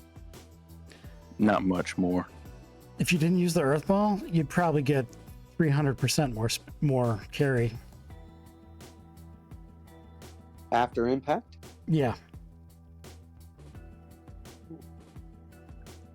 So with mine, you wouldn't get much more runoff, but I have, instead of Maelstrom, I have Cyclotron, and then instead of Conspiracy, I have Maelstrom in that slot. And so when it hits, it sits. And I mean, there's a little bounce and some roll, but it's not crazy. I wasn't going to use a premium ball on this. I was going to demonstrate without it, but the pin is like right up at the front of the green. There's no way I'm going to make that stick. So I'm going to use a premium ball again. And I've learned with the Cyclotron in my bag, if it's a front pin, you have more than enough backspin to just knock the edge of the green and come back. Yeah.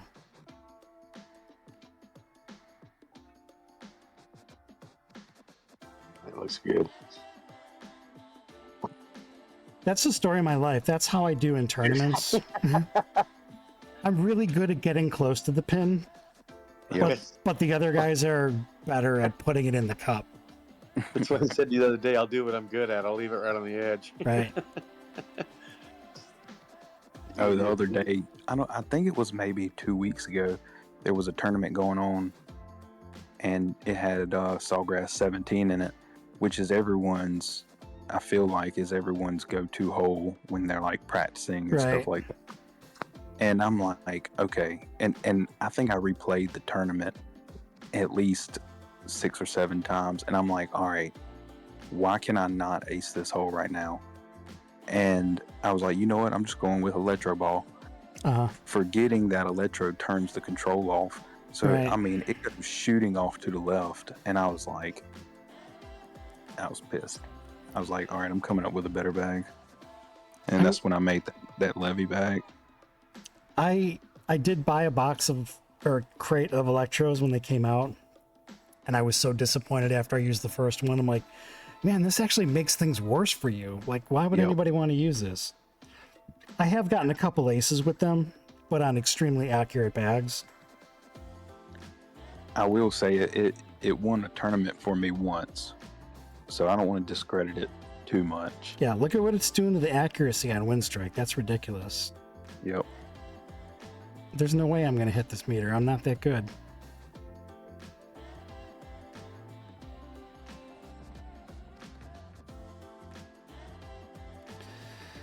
Oh, so close. Not really. Ray just said in the chat, I had an Electro dive bomb par 3 ace in the 18-hole tourney today. Nice. Oh. Do you feel like, Ray, Electro helped? Or was it already center of the cup?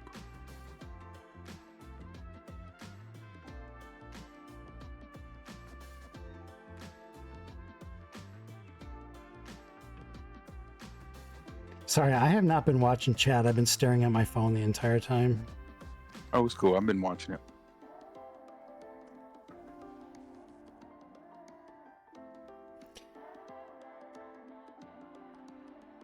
So it's kind of funny, like the same people that hate Magnesis are the same people that hate the premium ball. So you can't really say, well, the Electro Ball is basically Magnesis in ball form. And they'd be like, well, I hate both of them, so I'm not going to try either. I wish they played off of each other. Well, yeah. I mean, if you used an Electro Ball and Magnesis at the same time, you'd probably never hit the meter. Never. Ray just said, oh, it would have been barely off, but much harder to hit the perfect for sure. Yeah. Yes, in tournament mode, I'm not willing to risk it, especially if it's, one that you're spending tons and tons of gold on.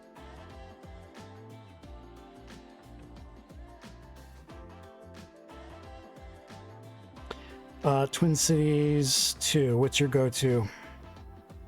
Twin Cities 2 will be my second levy bag,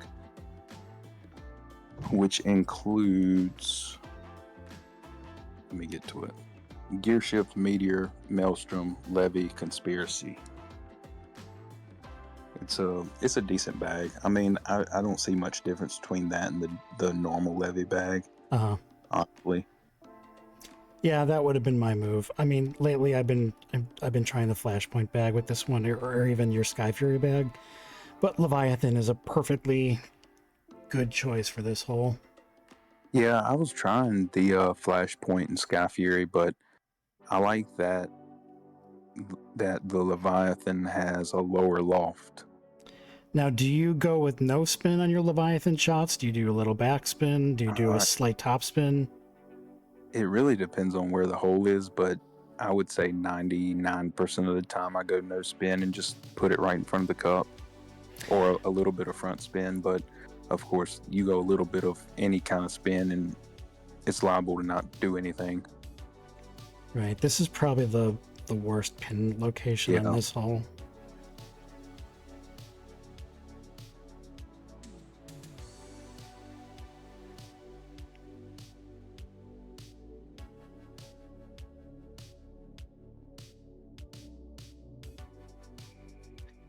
You know, I think probably for about 4 or 5 years, I have this really bad habit slash superstition that after I release my shot, I tap the screen for whatever reason. And it's totally a subconscious thing. I don't know why I do it. I know it's not helping me in any way. It actually changes the view if you tap the screen right afterwards. Really? It does something weird with the view. I've done it a few times. I did it once on accident and I almost dropped one.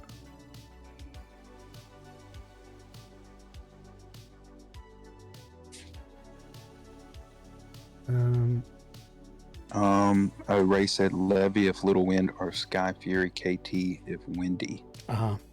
Yeah, that's good. Let's play that hole again, and I'll use the Sky Fury bag. Here, I'm dueling you. Sending another one back. I'll just send you it. 16 miles wind, 16-mile-an-hour wind, icky bad. Going forward, going backward. Now we got a 5-mile-an-hour wind. People, do not send 16-mile-an-hour duels. Pretty please. I didn't hear Breaking get off. Is he off? Yeah. He must have accidentally did. Maybe he got a call coming in and he had to jump off without saying anything. Yeah. Or his phone died. Yeah, that too.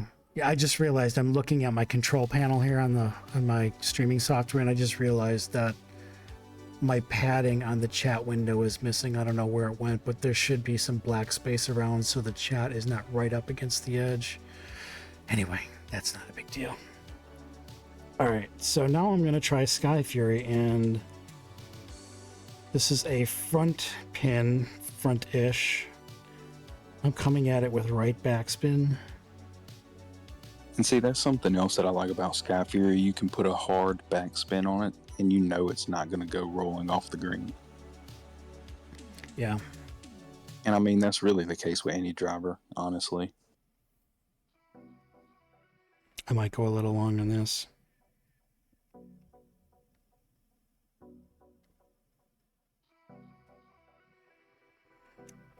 Not horrible, but could have been better.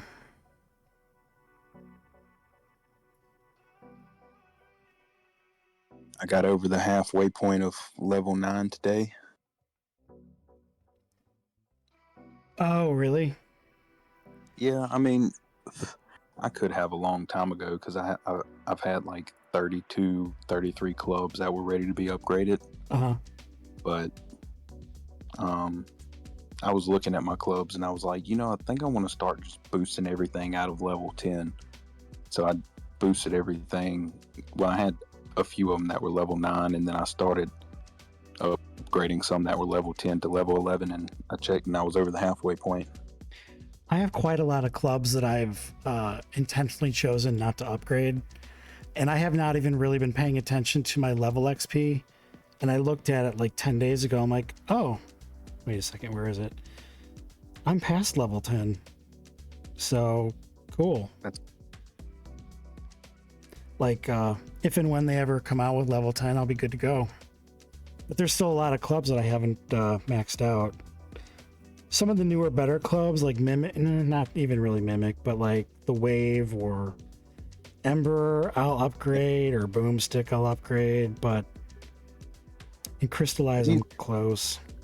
Have you noticed that Ember has been in the pro shop almost every day? I have not. I haven't been checking it the last couple days, really. That's really one of the first things I do when I get on the game every day is check the offers and finish the challenges. Yeah, just to get it out of the way. For those players that might be kind of newer to the game, maybe mid-level players, the more stuff you max out, the more stuff that you want to upgrade will start to appear in the pro shop. So the more stuff you get out of the way, maxed out, you're going to start seeing the clubs that you're trying to upgrade show up in the pro shop.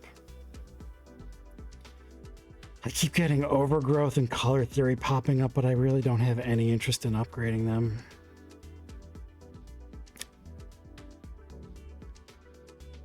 What else can we talk about here? I think the best thing that we could do is like find a specific problem hole and talk about how we approach it.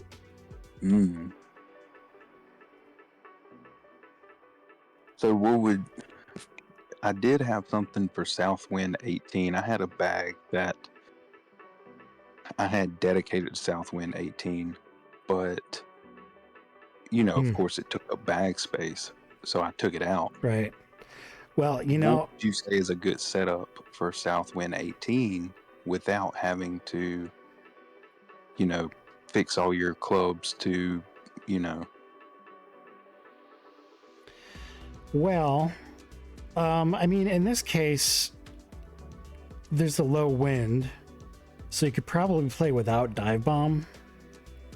But this bag also has dive bomb next to meteor, so putting seeker in that dive bomb position is kind of a waste of a double boost. So in this case, you kind of have to shuffle the whole bag around. There's an easier way to deal with this, and this would be like one of the only situations where I would be willing to burn up a premium ball. Oh, but we're doing a duel. I'm not going to use a premium ball in a duel. Oh, good night, Ray. Oh, sorry. Good night, Ray. Again, I'm staring at my phone. Yeah, he said, can't wait to rewatch the whole stream once it's posted. Good night, IG fam. Have a good night.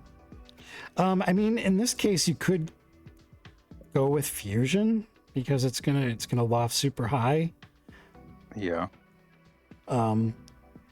Elaw's blacksmith bag always worked on this hole. You could just bite the bullet and like, you don't really want to give up bounce reduction on this hole because it's a short green next to water. So taking out just go straight bag and curve it around that tree, that opening. Yeah. I think the short par 3 Windstrike bag might reach this because it's under 400 yards, but probably the safer play would be to go with the standard Windstrike bag. I don't know. This would not have been my first choice, but I'm going on your recommendation here. And see, this is just for, if you don't want to mess with your bags at all, like say you're doing versus and this comes up, you don't want to take the time to throw a bag together and then have to rearrange it back to normal when you get done with it. The funny thing is, so you can do a very subtle left backspin on this, but then when you put the aiming circle over there, it becomes an extremely sharp left spin. So in stuff like this, you actually kind of have to do a right backspin, and then when the aiming circle gets over there, it becomes more of a spin that you're looking for. I don't know. And I also learned with this too is even if you do normal backspin on a hole like this using this bag, the curve is going to shoot it off like a left backspin. Yeah, so I did a right backspin and it backspun left.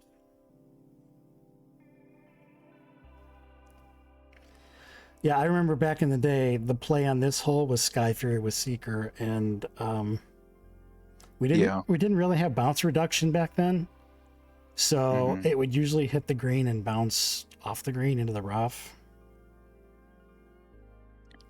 Yeah, I know when I started playing this game, this was one of those holes that I hated. Oh yeah, I think that's by far my least favorite original hole in the game by far.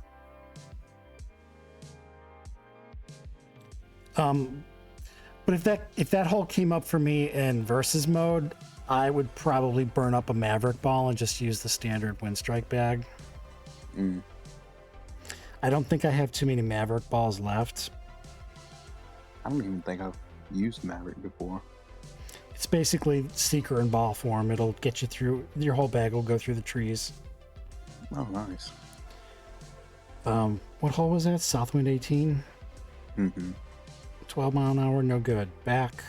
14, no good. Back. 6. Good enough. Okay. So I think I guess I'm just gonna go with the regular Windstrike bag. How many Seekers do I have? Oh, Maverick. I got 45. Maverick 45 sounds like a beer.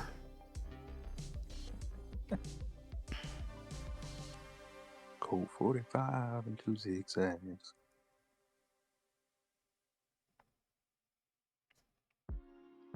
Now, the only downside of this is you're using the Maverick, which is going to take you through the trees, but the aimer still interprets that to mean you're going to hit the trees.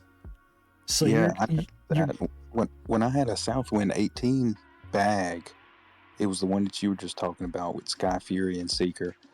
It would still come up as red, and it was so confusing to me because I was like, am I gonna, is this a penalty or not? Right.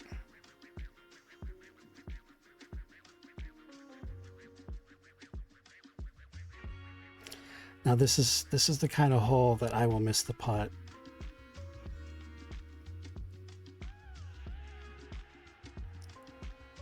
So what are the disadvantages of Maverick? I'll pull it up here. And by the way, just as an FYI, on our website, we do have all of the balls in the game are documented. If you go to this tab that says the game, premium balls. What are we looking for? Maverick. Ooh, I gotta fix that display for the phone. That does not look good. I will fix that. That's a formatting issue that I generally forget to look at how it displays on the phone because I'm doing everything on my PC. But I will fix that. Yeah, that's how I look at the website anyway. On the phone or on the PC? On the phone. Okay. Yeah, if there's goofy formatting that looks off, it's just because I haven't seen it because I forget to look at how it's formatted for the phone. So, Maverick tree passing, okay, your shots go through the trees. The other one is the rough bonus. While in rough or deep rough, your clubs have +6 power and control. While outside of rough, okay, so if you're on the fairway, or green, a Maverick ball is going to give you -2 power and control, which would explain why my putt accuracy seemed a little fast because I didn't shut down the Maverick ball. Man, I hate when I find stuff like this because that means the formatting on every one of these ball pages is off and I got to fix them all. Sorry about that, guys. If I see anything that's like merging like that, I haven't seen anything like that on the phone, but if I do in the future, I'll let you know. Yeah. I got an email today from a guy that said some of the links were off on the bag setup pages, and that's because I have to copy the grouping above it and then kind of shuffle things around, change a picture, re-alphabetize everything. So there's a lot of goofy shuffling around that has to happen when I add a new bag to the bag page. So I had to fix a couple messed up links on that today. What were we just going to talk about? Oh, I know what I was going to show people. Most people probably already know this, but some people don't. And I'll send you another duel just because you're on with me and I don't want to be sending other people duels with premium balls. So I'm going to intentionally miss this. I'm not going to try for an ace. And I will use up a hardcore ball.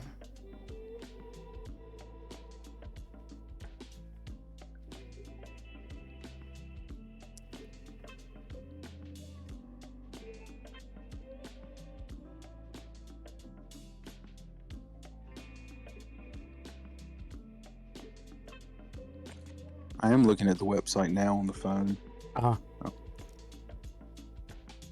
So, what I was going to say is, like with Maverick, we were getting a control and accuracy penalty because we were still using Maverick. You don't have to use another ball to turn that off. Just scroll down to whatever ball you're on and press it again to turn off the ball, and then any penalty that you were getting goes away. Eventually, I'm going to do a quick tips video with like maybe 4 or 5 tips that everybody should know that maybe aren't necessarily common knowledge. I think most people probably know them, but some helpful tips like the thing about changing the wind speed in duels and challenges and turning off premium balls, just things like that. That video's coming. It's still being formulated in my head what I'm going to do and stuff like that. Something else I noticed for premium balls that really irks me is if you use a premium ball in solo mode, they take it away. And after your first shot? Yeah. Really? And whether you finish the hole or not. That sounds like a bug. I mean, that's something that I don't think, should count against you if you're practicing. You know what I mean? That sounds like a bug. God, they really need to fix solo mode. There's a lot of things about solo mode that need to be addressed. But like, why can't this just operate like a hole selection screen like in a duel? Why can't I just scroll through all the Scottsdale holes? I gotta bail out and hit some stupid icon that doesn't make any... that has no visual meaning, Mm-hmm.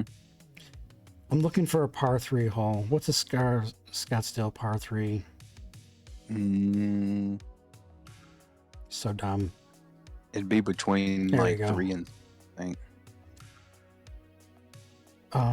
So again, going back to solo mode, I had a 7-mile-an-hour wind. I don't like it. 13, don't like it. 8, don't like it. 5, perfect. So, okay, you were saying that you don't get the ball back. You burn it up after you use it the first time? Yep, whether you finish the hole or not. So, start your drive off with a premium ball and then switch back to a normal ball, and you'll see that it takes it away. Right. I wouldn't pick one that's important to you, though. Right.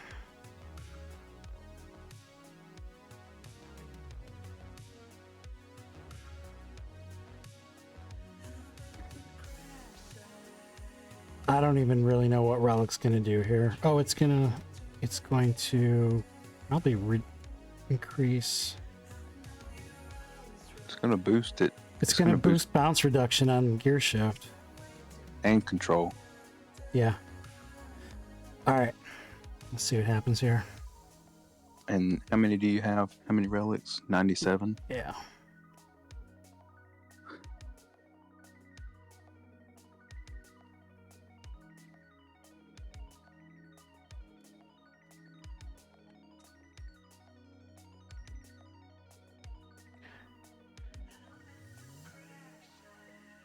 And hopefully it has been fixed, but I noticed this like 2 nights ago. It looks like it's been fixed because it didn't close the relic ball. No, like, all right, so switch back to your normal ball.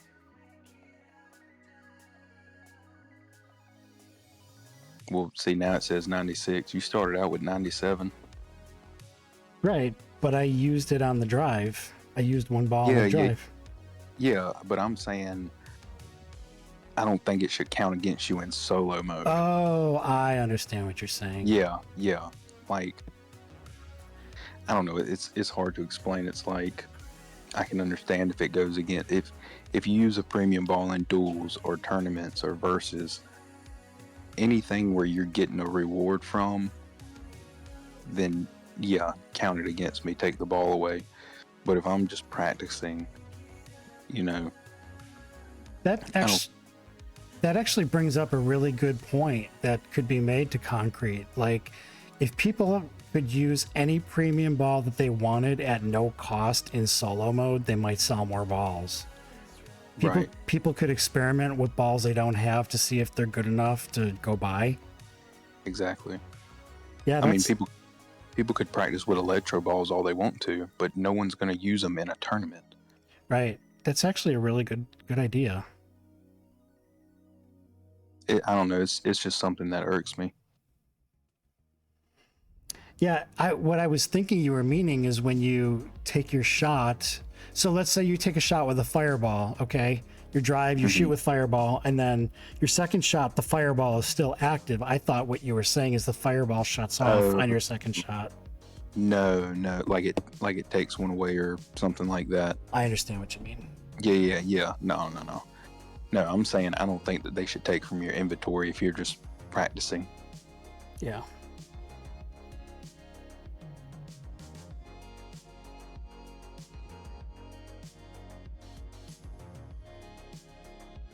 I forgot who it was that mentioned it, or maybe I read it somewhere, but they said that when you finish solo mode, you get a diamond pack for each like section.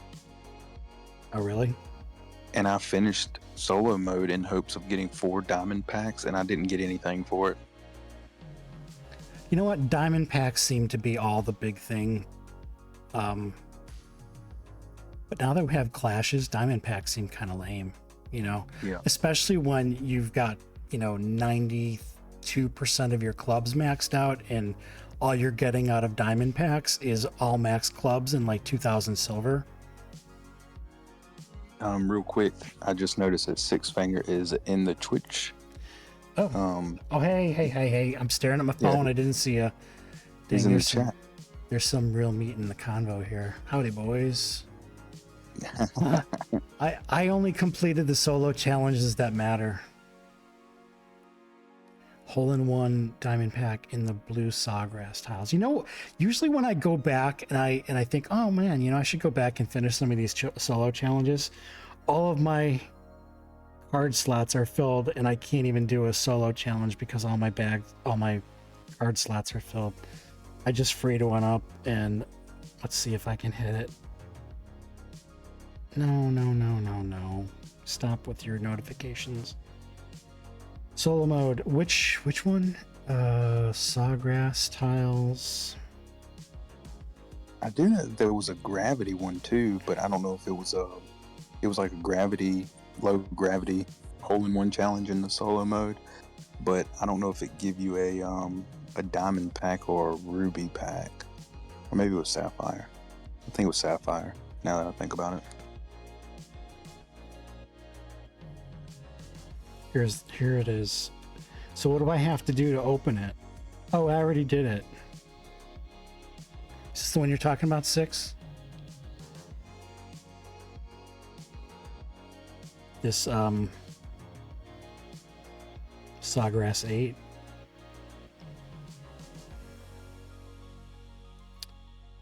I think the current, it looks like the challenge finally changed, but they had the one-shot challenge up for like 2 days, and I think it was giving away diamond packs every time.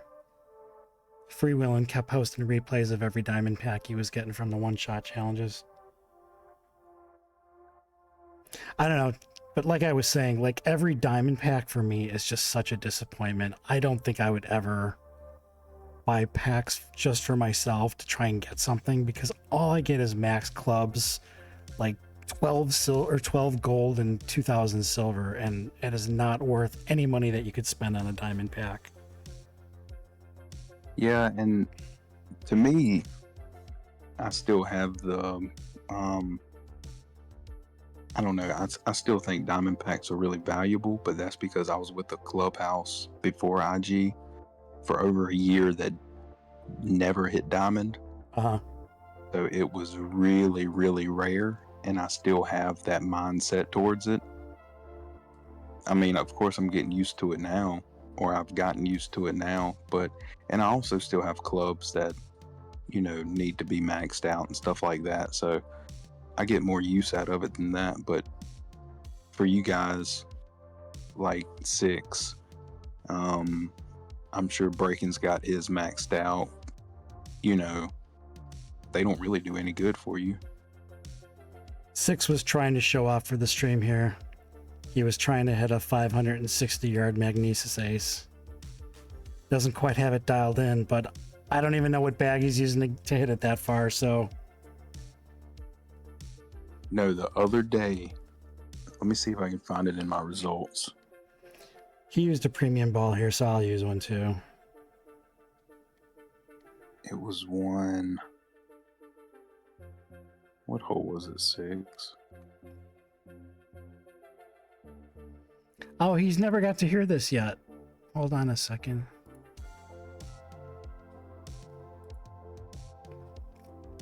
There's 6. This is just for you. Where is it? Where is it? Where is it? Where is it? There it is. You have 6 fingers on your right hand. Do it again. It was really low. Really? You have 6 fingers on your right hand. Is that better? I heard it.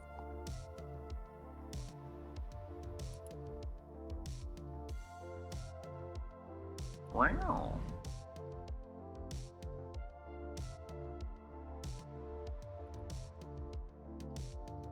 Okay, so he's saying the Magnesis bag is Reaper, Meteor, Magnesis, Homecoming, and Blacksmith.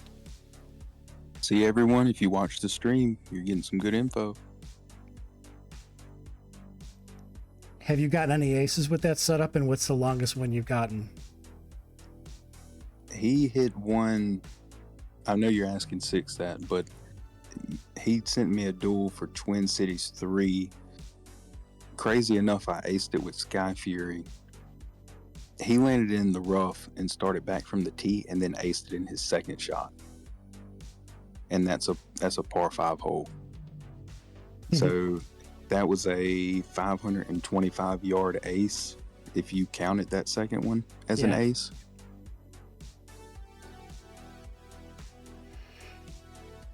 So, Ray has mentioned that like his proudest moment in PGA Tour was his double bounce Green Demon shot on the one tropical hole. What is your favorite shot that you've ever made in PGA Tour? Ooh. You can answer 2-6.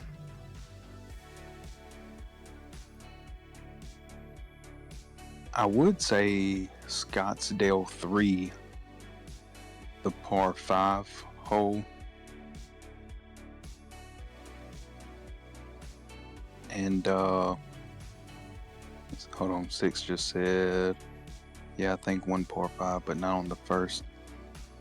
That was the first KT. Oh, that was the one I was just talking about with that second shot from 6.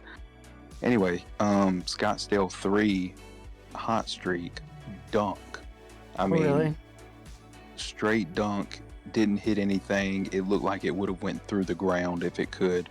And I saved the replay, went back and looked at it, and in the replay, it bounced off the flag stick. Well, now that I'm sorry, continue. It still counted as an ace, but I was so upset. I was like, that's probably my favorite one because, you know, you can get a dunk with an iron or with anything with loft, but for me, a Condor dunk with hot streak, that was I remember that was just like a week ago, right? Yeah, it was not long ago at all. I was so upset about it too. I remember. Yeah, you got credited for the ace, but the replay showed it bounced out of the cup, so it kind of ruined the visual of the replay. Exactly, and I'm telling you, it didn't hit anything. It looked like it would have went through the map if it could. So, and I was so happy about it until I watched the replay. Now that I've got both of you brainiacs here with me,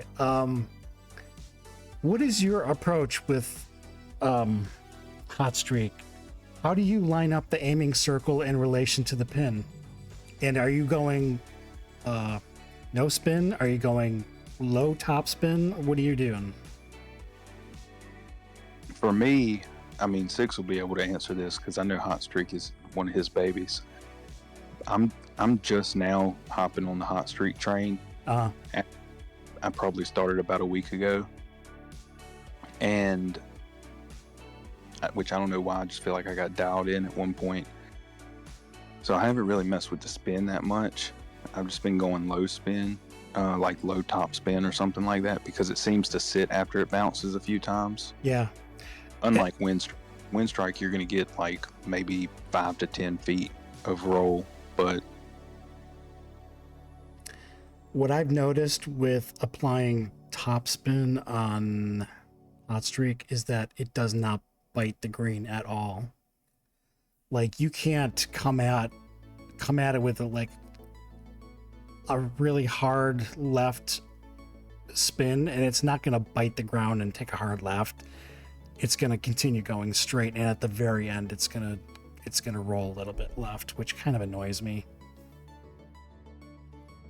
So for my hot streak bag though, like I said, I kind of moved some stuff around on mine. I didn't know if you wanted to try it after this one or not. Yeah.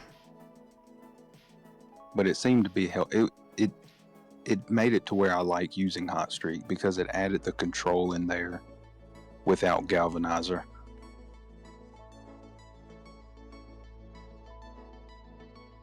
Not as much as galvanizer, but it was better than nothing. This is a really bad shot. 6 just said gear shift hot streak bag. No spin or heavy backspin, only low wind.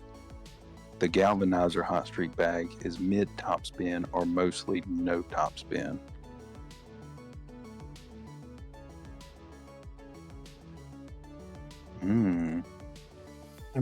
I'm staring at what he's saying. I'm trying to absorb it. Gear shift hot streak bag.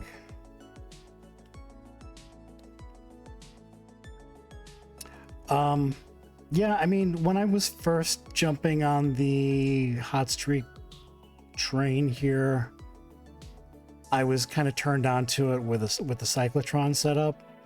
So the bag just kind of died, but it had no wind reduction, so that was a big problem, and I kind of got away from that. So tell me again, what is the setup here? For the one that I've been using? Gear shift, meteor, maelstrom. Gear shift, meteor. Oh, gear shift, meteor, maelstrom. And then you can go either or. Mine is gear shift, meteor, maelstrom. Oh, wait a second. Hot streak and conspiracy, but I mean, it really doesn't matter after in the 4th and 5th slot. All right, so what am I expecting out of this? Am I expecting more bounce reduction than I had? There is more bounce reduction. You had more wind reduction, but I learned with these boosted clubs, like Explorer, Sky Fury, all these, the ones that fly a certain amount of over something, the wind doesn't affect them as much, I guess because they're going faster or something. So that's one thing I like about it, but there's more control and bounce reduction since gear shift is meteored. Now, the other thing too, because we're doubling maelstrom, is that we're going to see more spin, right? Yeah. Sorry, I sent this one probably about 10 minutes ago. That's all right. 6 said, I've never played or practiced the setup you have now. He goes gear shift, mount. Nice. So 6 said he goes gear shift, meteor, maelstrom, conspiracy, and hot streak. Oh, you dirty dog. But his daily user is with Galv. And just for the record, I don't say you dirty dog in my daily conversation. I'm trying to be clean. Someone who says dirty dog also says cool beans. I have said that in the past week to somebody.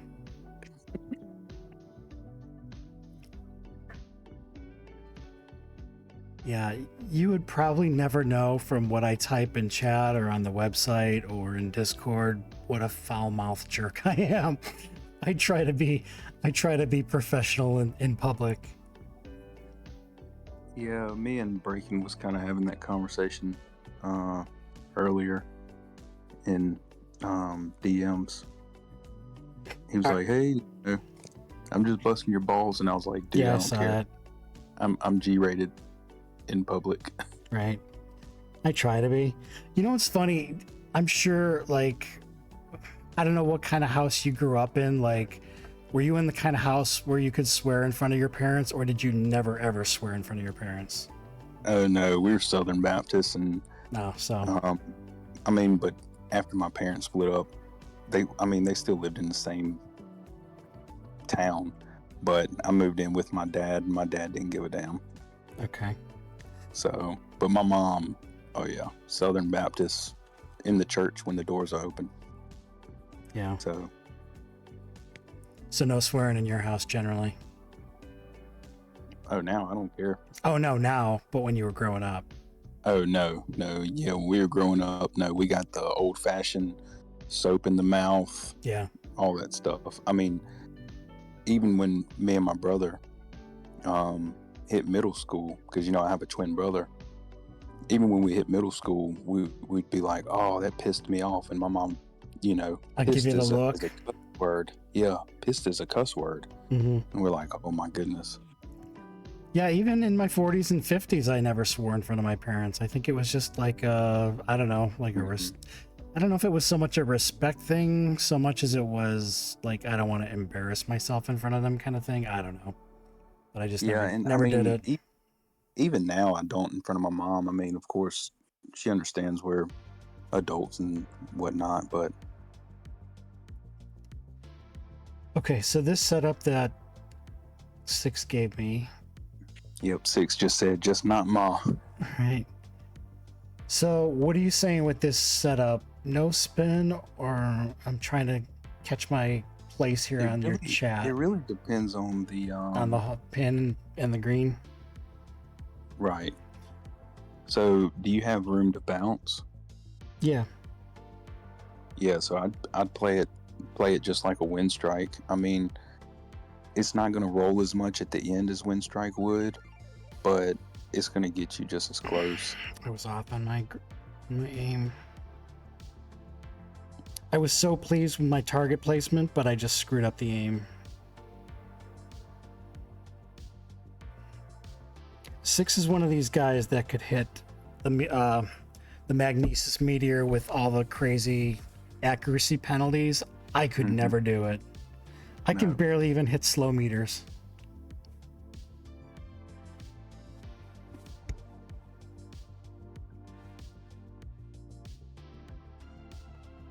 Sorry, I'm playing I was actually sending you a duel at the same time. Oh, you're fine. Six, are you listening to the live stream on Twitch? Obviously you are, because you're typing in chat. How does the mix sound? The background music, you can hear it, but it's not at all like overpowering or anything. I'm just looking at my levels and everything looks okay on the levels.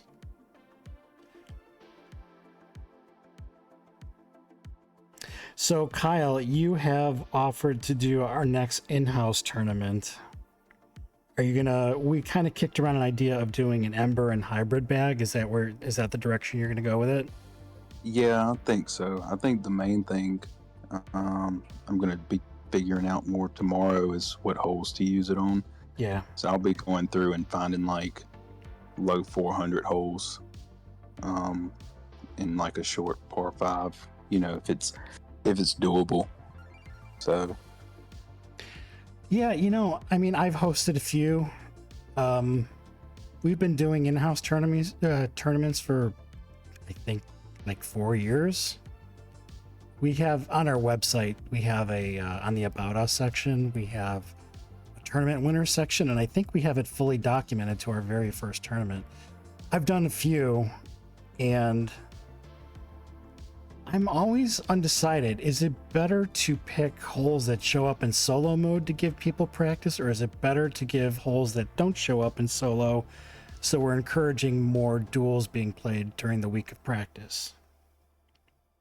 I would say either one. Yeah. I mean, it's just like a concrete tournament.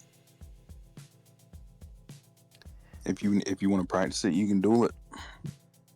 Yeah, no. But I wouldn't do any kind of tournaments off of like a tropical or mythical hole though. No. 06 said levels are good, perfect volume. Cool. And my mic sounds good too. Thanks. I am talking on my speakerphone on my iPhone. Really? Yeah. All right, so I have to readjust to this bounce reduction. In my old setup, that would not have stopped short of the green. Yeah, that one. I don't know. I just turned on to that for some reason, and I'm not complaining. I just need to figure out. I need to lock into this setup again. Well, for me, it was a mixture of the Hot Streak stopper bag that I was using. The one that I was using didn't have conspiracy in it.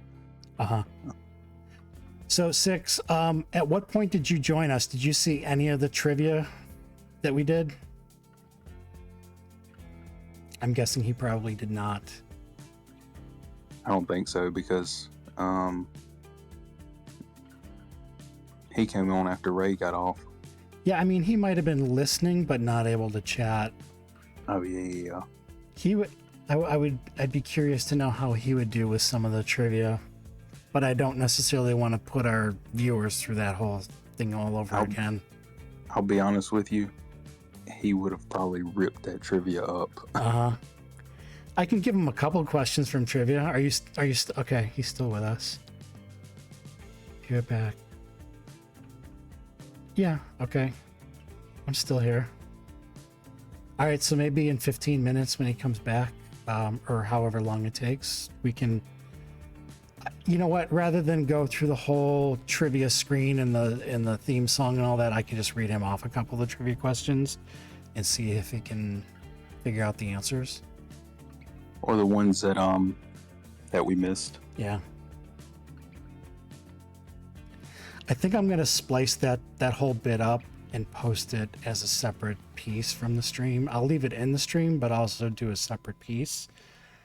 I think people might enjoy just doing the trivia thing. Let me cruise back for one trivia. Okay, for right now. All right, let me pull one from my closed my spreadsheet. I can just pull out my image, my slides, and give you a question from that.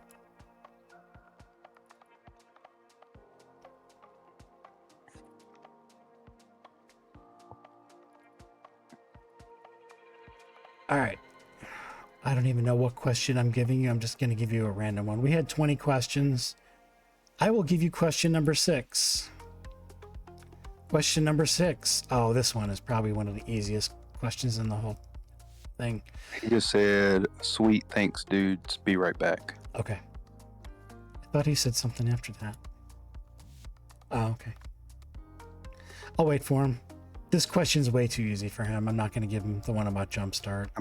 I'm trying to think of one that that we got tripped up on. That wasn't just a brain fart.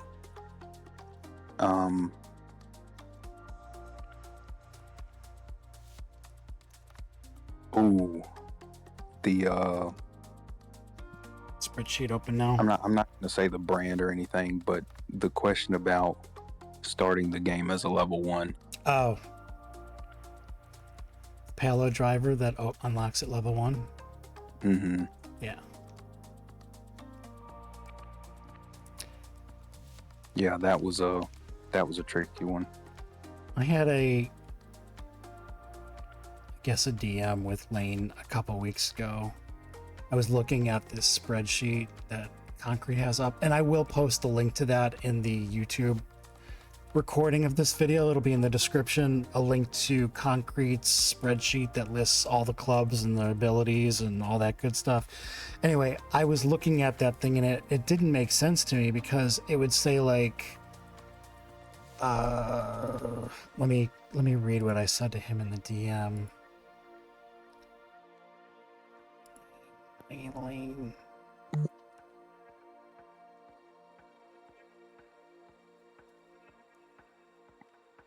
Yeah, so what I had said to him is the unlock levels seemed off on the spreadsheet. Like I was thinking, like, just as an example, I think Sky Fury unlocks at level 5 or something, and it said something about unlocks at level 1. And I wrote him, I'm like, dude, this doesn't make any sense. This looks like it's messed up. And he said, oh, well, when we talk about unlock levels, there's actually 2 ways that it can be interpreted. We're talking about player unlock level.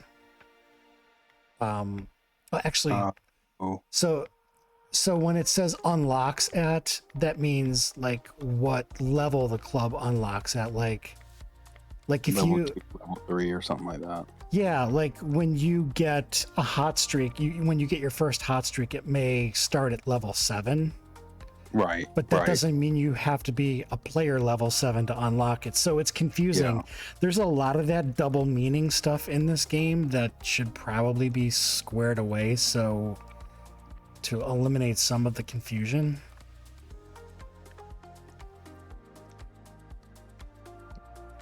So what do you think the next club will be? Oh, I have Like- no idea. Brand type? I haven't paid that close of attention to that kind of stuff. I've been kind of more focused on what the next major improvement's going to be in the game. They did drop a hint in the update notes 2 updates ago. They said basically they put in the infrastructure for chat improvements. Oh, it was the last update. Right. Was it? Well, there was an update from today's Wednesday. There was an update on Monday. It was pretty pointless if you ask me. But the update from last week, which might have been like Wednesday, that indicated that there are chat improvements coming. Oh, that's right. Yeah. So, and I know that one's been kind of rumored, suggested, talked about for about a year. I'm curious to know what exactly they're going to do as far as chat improvements go. My hunch is that at the very least they're going to incorporate emojis on some level. I think the first thing that came to mind when I seen it was like pinned messages. Yes, that too. Yeah, they have indicated that they were down with that suggestion to give captains, I don't know if it's just the captain or all captains, the ability to pin messages in chat. Because like when we're doing an in-house tourney, and there's plenty of other examples you could give, but when we're doing an in-house, we say, go on our Discord and sign up for it. But if you announce it in chat and there's a lot of replays, that could get lost in chat like an hour later.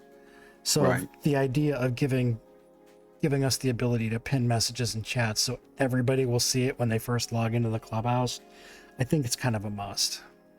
And I can almost see something like when there's a clash that maybe no one signed up for yet, and it'll put the exclamation point at the bottom. I could see it being something like that, like a pinned message, and it's there at the bottom or something. I was talking to a friend in another clubhouse yesterday, and I asked him if they had considered not playing the Forester Clash, and he said that's not an option for us. He goes, we got 48 co-captains. One of those people is going to sign us up even if I tell him not to. Oh man, like actually 48 co-captain? Yes. That's a lot of trust.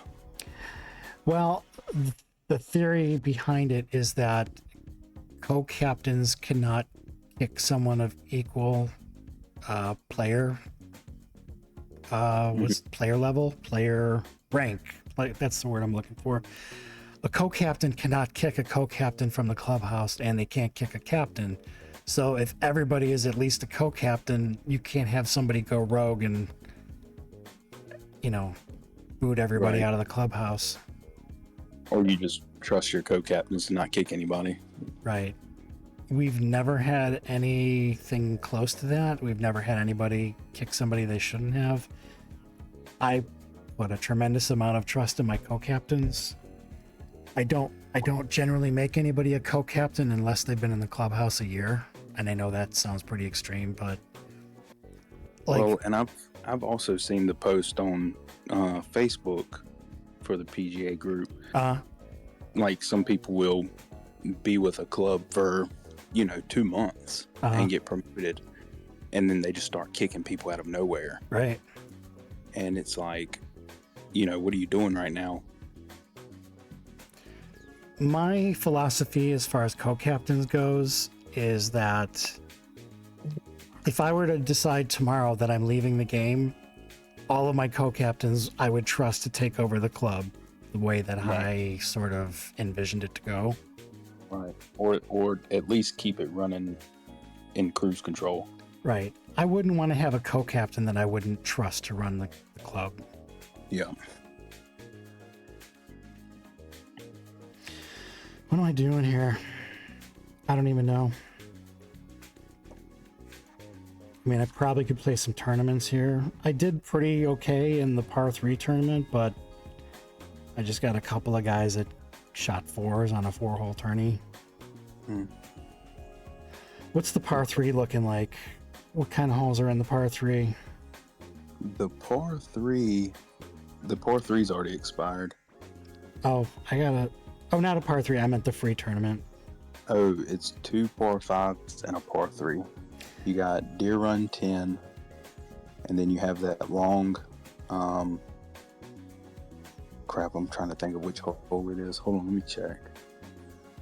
I can see it, but I can't. I'm not going to play any tournaments. I'm not going to play the free one because I've got that thing running. Mm-hmm. And I'm not interested in playing a 9-hole. Not right now, anyway.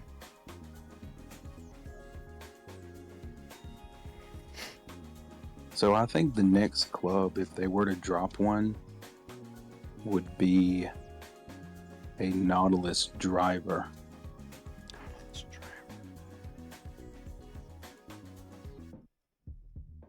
Because there's only one. Crystallize.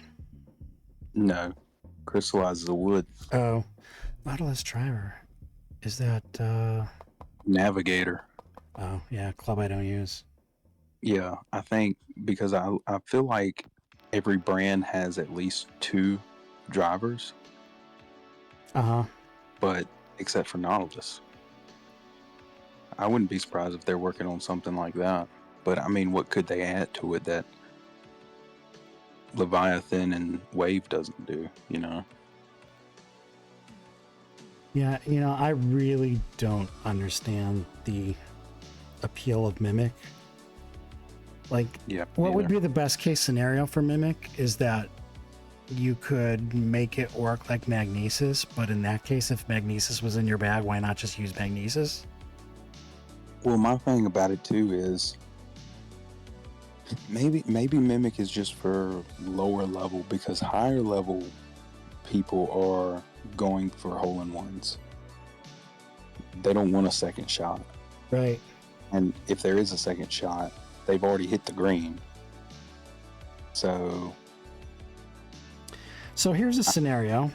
I'm sorry, finish your thought. No, that was it. I was just kind of talking and thinking at the same time. Here's a scenario where I could see with your hypothetical of like a low level player. I don't even know what level Mimic unlocks, if it's like a level 7 club. I mean, I can look it up here real quick. But let's just say you drive with Conqueror, you get, I don't know, 30 feet from the pin in the rough, you chip with Mimic onto the green, you're still retaining Conqueror's abilities, and you get the massive putting bonus when you putt it in. That could be a good use for it. Or, I mean, Explorer unlocks at what, level 7? Level 6? Let me double check. I think it's level 6 or level 7, I'd say.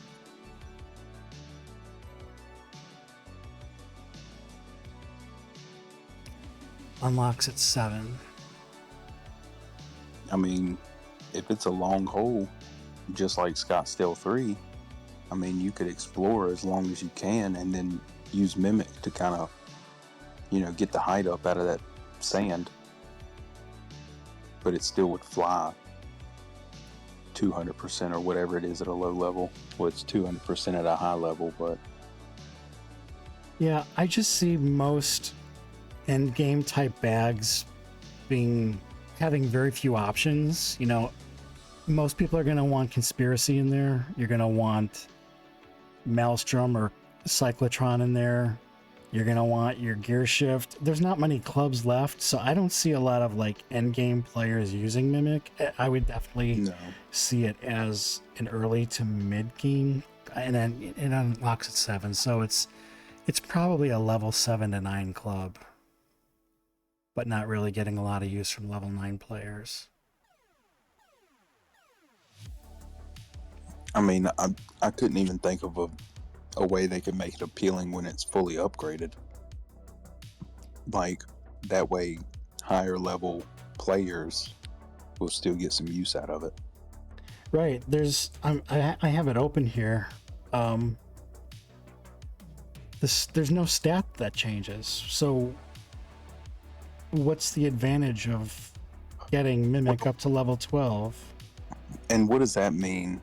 Mimic has the abilities of the last non-mimic club that you hit with, so is it saying that it's not going to mimic itself if you use it like as a third stroke? Like if you use it for a second and third stroke, it's not going to mimic itself? Because I mean, that's the only mimic club. Right. Yeah, so it's saying it's only going to take the abilities from a non-mimic club. So if you were to drive with Conqueror, chip with Mimic, miss, and then chip again with Mimic, you're still going to retain the abilities of Conqueror. Well, no, because the third stroke would be behind if your second and third. If your second is Mimic and your third one is Mimic, it's only going to mimic a non-mimic club. Right, which would be Conqueror on your drive. Right. But if it's your third stroke and Mimic was your second, and it's only mimicking the last club, would it count?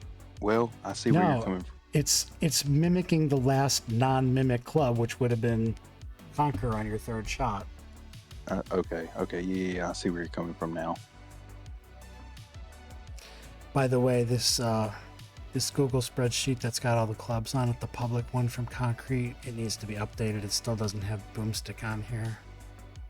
It's still showing Boomstick as being blacked out and called to be determined.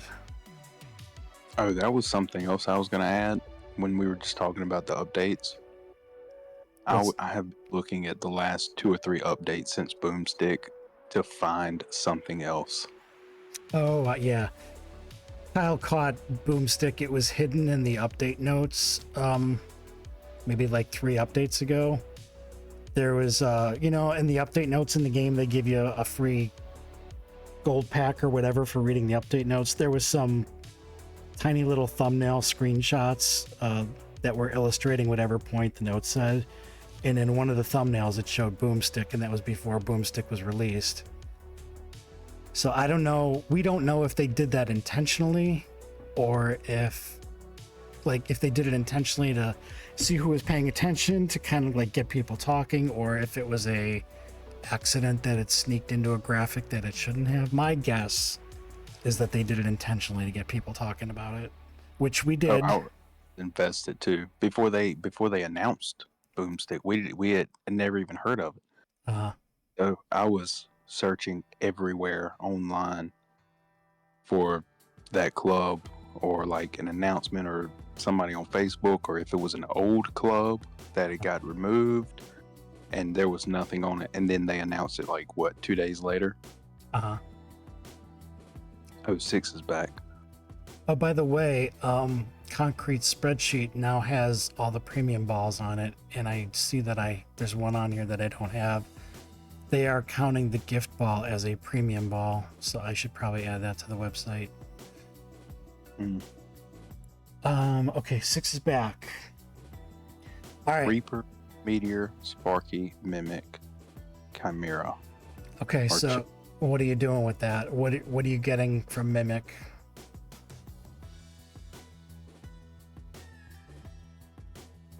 I don't even think I have a decent slot that I can burn up making a sample bag.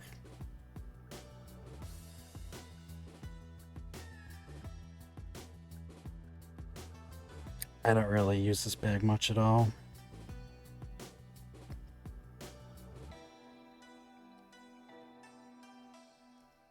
was par 3, Sparky, then Mimic. But what are you getting out of that? Like, you would have to hit with Sparky first and then chip with Mimic. Explain to me your shot order and what you're getting out of it.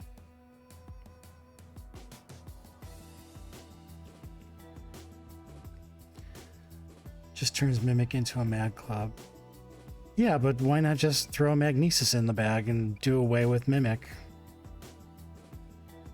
Oh, because Mimic is easier to control than Mag is. That too. Mimic is a gimmick. That's what he's saying.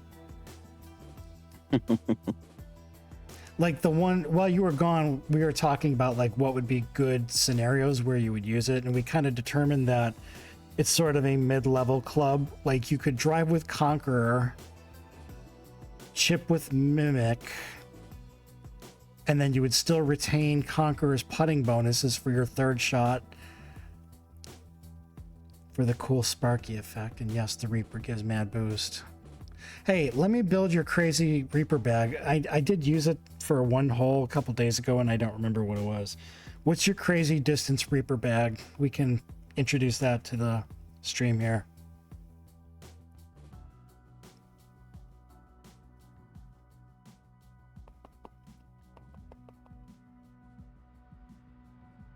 So I'm going to guess we got Reaper. Is going to go in here somewhere. We're going to have Meteor. Meteor. What else we got?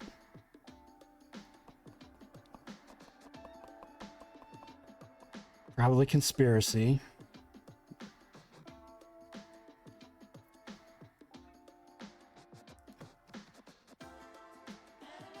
Yeah, I tried working with Mimic when it came out.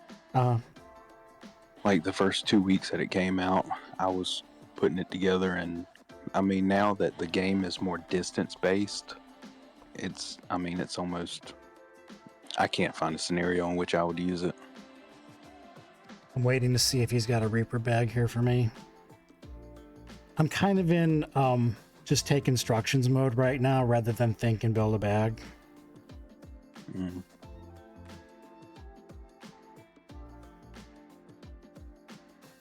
Cyclotron's not going to help us here. So he's saying Reaper, Meteor, Mag, any hero club you want to attempt to boost. Hot Streak, Blacksmith.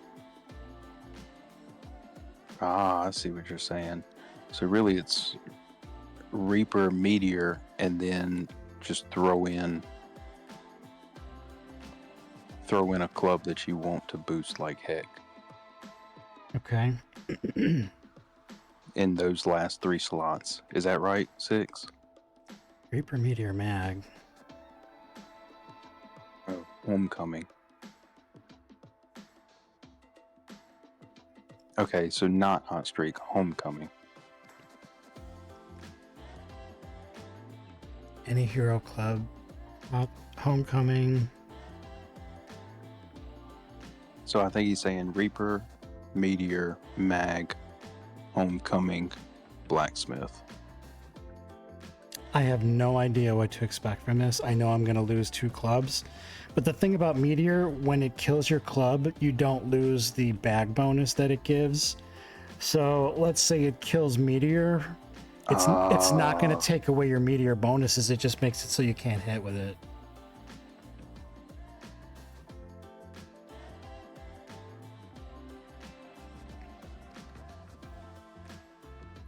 All right, I don't even know what kind of hole to send. I guess a par 5. Oh crap, dude! 6 is we're all playing checkers, and 6 is playing chess. Yeah, I know. He has been playing chess for a long time. Wow.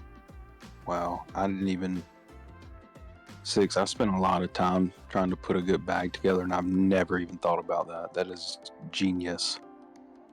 Homecoming and Blacksmith have the most stats off the tee. Reaper steals those ideally and jacks the hero club. All right, let's see what happens here. Wow. So we lost our 2 hero clubs. Look what it's doing to Magnesis. But now we have no bounce reduction, which probably just gonna have to compensate for it. But we probably have Which I think this is more so a novelty bag, but yeah, it's still very well put together, though. Like, the thought of the bag is very well put together. we've got crazy spin, and I don't really need spin. I don't like the location of the pin here.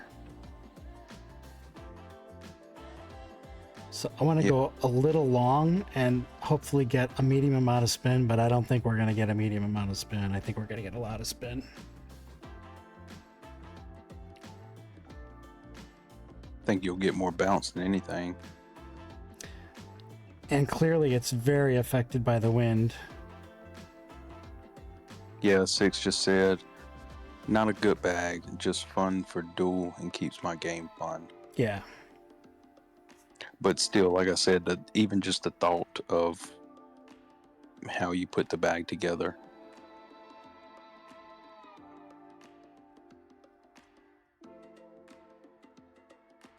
I'm still not sure I understand it. I think it's too late for me to like wrap my head around it. Oh, he was saying the idea is not to drive with Reaper. Is to boost mag. Okay. So this would be good for a par 4 shooting with magnesis.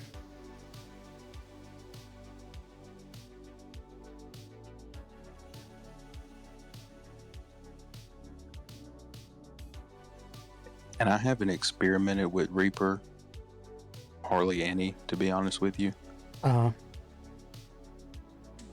But I mean, it still has the chance of sacrificing mag, though, doesn't it? It does. Okay. Which is why you want to have a backup club like Blacksmith. See, it killed Reaper, but now we've got an option to drive with Blacksmith. The only scenario that you'd be really hosed on is if it kills Magnesis and Reaper, because then you don't really. I mean, you could still drive with Reaper, but that's not ideal. Mm-hmm. 6 said you had 30 plus, and with roll hits most par 4 greens. Yeah.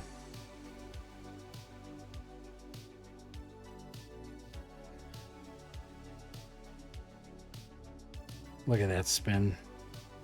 I was not expecting quite that much spin. I knew it was going to spin a lot, which is why I shot it short, but I did not expect that much.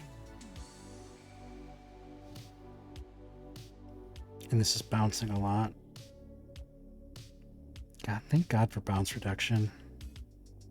I remember when just a side note or whatever. I remember when I started playing the game, and these mythical clubs, as I was unlocking them, I actually had a bag that was just a mythical bag with just all mythical clubs, because I thought that they were like They had to be together. Highly important clubs. And then after a while, I was like, these make no sense. Right. And just kind of floated away from it. But I remember having Reaper in there, and of course Blacksmith and all that. All right, so he's saying he wants trivia. I think I'm going to give him like an abbreviated version of the full thing to give him the benefit of the visual on the questions. It's time to play PGA Tour Trivia with your host, Owen Money. Where's my audio? There we go. Now here's a I'm not guy going to redo with the way whole too thing. much time on his hands. I'm definitely time stamping this stream though, because 6 is dropping a lot of good info right now. Yeah. Okay, so he just hit us with another bag that he was curious about. But that's beside the point. this question's too easy. Too easy. He's probably not going to know this one. 6, here's your question. Which wood has a special ability called Beast Strength? And my explanation to the guys earlier was that Beast Strength is listed on Concrete's spreadsheet, but they kind of eliminated special ability names. So it might not even actually appear in the game. It might just be on the spreadsheet.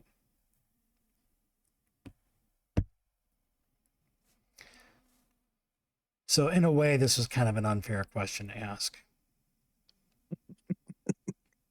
Unless you know the spreadsheet front and back. You never know what he knows. Right. That might be his light rating on the toilet.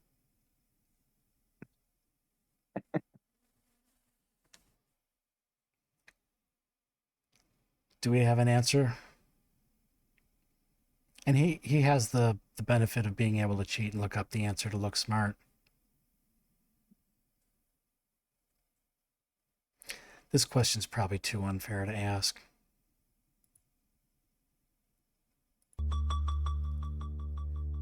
Six, just to let you know, we were nowhere close to getting it right neither.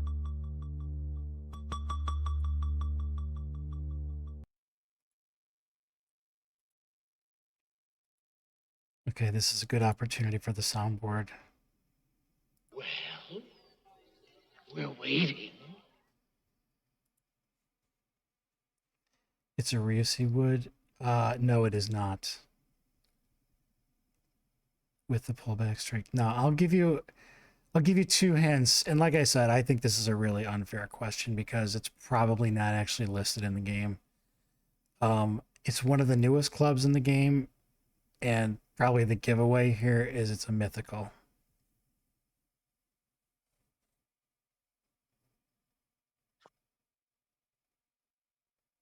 If that doesn't give it away, I don't know what does.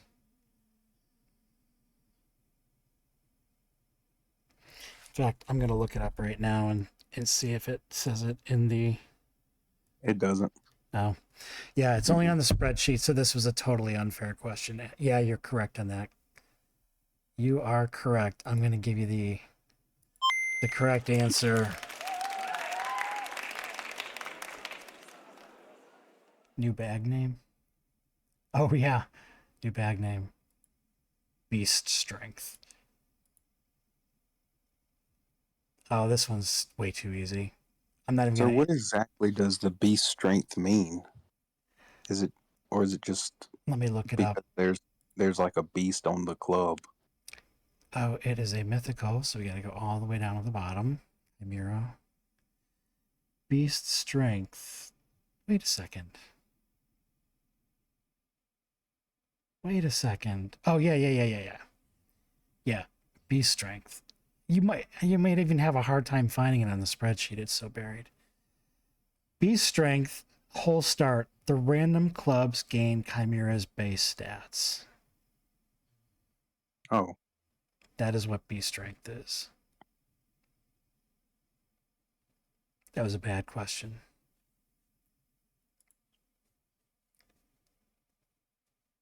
Yeah, he's got Sunstorm. This one he might not get. Can you name the Palo driver that unlocks at level 1? And you better not be cheating and looking at the answers.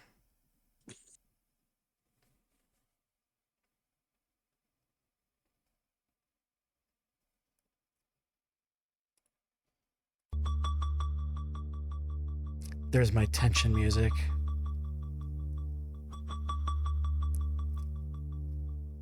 I have my Twitch sound off, so I wouldn't be able to hear it. I didn't want to use the... No, that was actually what the other guys guessed too. That's incorrect. So you're getting the buzzer. The correct answer is Green Demon. It unlocks at player level 1. I'll give you a couple more. I don't want to bore people that have been with us the entire stream. This one's too easy. That's too easy. Which stanchion driver chains into putters? That's not that hard.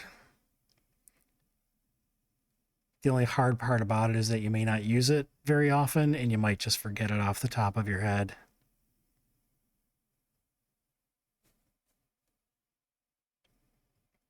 I'm trying to think the other questions that were asked that we couldn't figure out. I debated using the Who Wants to Be a Millionaire, like the tension thought process music, but I didn't want to get copyright striked. I didn't know if they would flag me for that. Yeah, Conqueror is the correct answer. Nice. I'm gonna mute this so I can listen to the music real quick. All right. Name the 6 mythical clubs.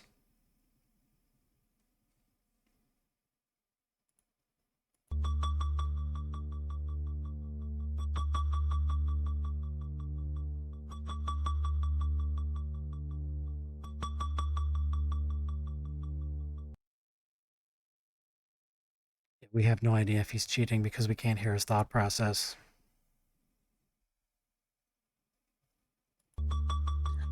My thought process was staring at the ceiling with my hands on my temples, wondering why I could not remember the name of simple clubs. Well, I mean, clubs like Chimera and Reaper are probably automatically kicked to the curb because you never use them. Sparky, Reaper, Meteor, Chimera, Blacksmith, and Pantheon. Yes, that's correct. I don't know if I should be impressed or not. I don't know if you're looking these up on your phone. I don't know. It is 6. So what does that mean? He probably that could go one of two ways. It could mean, of course, he's cheating, or he knows the game too well. How do you pronounce Lodestar? It's Lodestar. Lodestar. Apparently, that has some sort of meaning. Mike Pence used to use the word often. I don't know what it means. Yeah, he's got kind of a crappy old phone. He can't shell out to Twitch and his phone. So that's the eyewitness saying he's not cheating. What's that mean? Let me look it up. You know, sometimes I look up the club names, and they're pretty interesting. Like they kind of spend a lot of time thinking about club names. They have meaning. Lodestar, a star that is used to guide the course of a ship, especially the pole star. Alternate meaning, a person or thing that serves as an inspiration or guide. So basically something that guides you. Now, how does it apply to the actual club? What is the club guiding? Like I said, they give some thought to these. Yeah, I do. I thought about that maybe 2 or 3 days ago. The process. I was wondering if, like, at Concrete headquarters, if somebody just comes up with a name and they write it down on the board, and then they just like, oh yeah, this is a cool name, or if they just generate it, just a random generator. You know, it would be really cool, and they play their cards very close to the chest, so I doubt this would ever happen. But it would be really cool if they video recorded like one of these internal brainstorming meetings and release them on YouTube long after everything they talked about was released in the game, so we could see the process happening. I think that would be really cool, but I don't think it would ever happen. That's not the kind of company they are. They don't like to talk what's going on behind the scenes. Thus the compass rose on the iron. Yeah, plus Lodestar's abilities are that it's got crazy fade and draw, so, you know, I guess in a way that could probably have something to do with guiding you.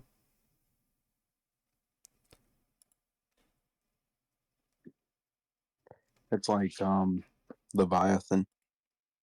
I mean, if you look it up, it's some kind of like It's creature. it's a sea monster. Yeah. Well, see, I didn't know that before seeing it. And a maelstrom is basically like a tornado on the sea. It's like a big water vortex caused by wind. It's kind of like a hurricane, I guess, that doesn't move, if I'm remembering it correctly. But it's like a negative hurricane. The spiral goes downwards into the water.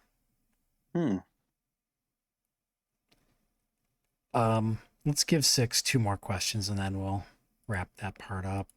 Because if people have watched the whole thing, they have already gotten these questions. So you got those. Can you name the wedge that boosts the stats of all common and rare clubs? That's a pretty easy one. Yeah, we've wondered aloud about why the rest of the mythical holes never got released. We've asked the question out loud. And never gotten an answer. Of course, it's Steadfast. That is the correct answer.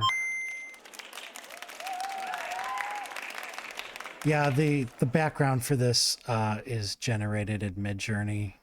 I just described what I wanted it to look like and probably did 100 generations before it got to something that I liked. What Nautilus club gives 3 random clubs in your bag a power boost?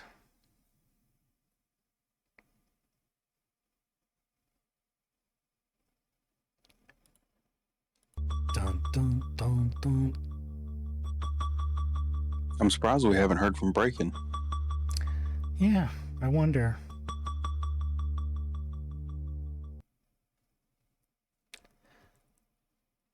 You should have AI generated a group photo of all of our members by just using names.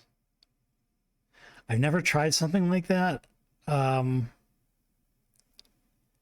image generation has problems with people in general. All the stuff that I do on our tournament announcement things on the website, there's a lot of experiments that happen before I land on the one that I get to. Like sometimes I'll say, do a portrait of 5 golfers dressed in blue shirts and white hats holding up silver trophies on the green of a golf course. That might be my description. And it'll give me 7 of the exact same guy with the same face holding up something that doesn't really represent a trophy. And it's just so whack. It's crazy. So there's, yeah, you're correct. Crystallize is the correct answer. And what do you use to generate all that? For images, I use Midjourney. It's a Discord plugin, and I could give you guys access to it if you want to play around with it, but I think they've kind of made it so you kind of have to pay to use it now. For music, I use udio.com. That's udio.com, and they give you free credits to play around with, and it's all about coming up with tags, keywords. Like one of my favorite things to do in Udio is do like indie pop with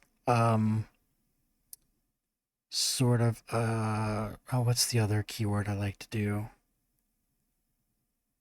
Oh, lounge pop. I'm kind of going for like a retro 60s sound, but you know it's not 60s. It's kind of like a 90s band trying to sound like a 60s band. I've done a couple of cool songs like using those keywords. You can mix all crazy kinds of genres. You could say like hip hop and folk pop and get some really crazy stuff. But, you know, the real thing about the AI music is that 99% of your time is rejecting bad stuff and looking for that needle in the haystack. I mean, hip hop, folk pop isn't too far off since Beyonce just won Country Album of the Year. Right. I don't know why you're echoing really bad all of a sudden. I'm hearing 3 of everything you say. Did I didn't. Yeah, I haven't changed anything. I didn't open up the stream in the background. Anyway, let's give him one more question. How's that? It's still the same. What putter gets a control boost based on how long the ball is in the air? I should be looping this.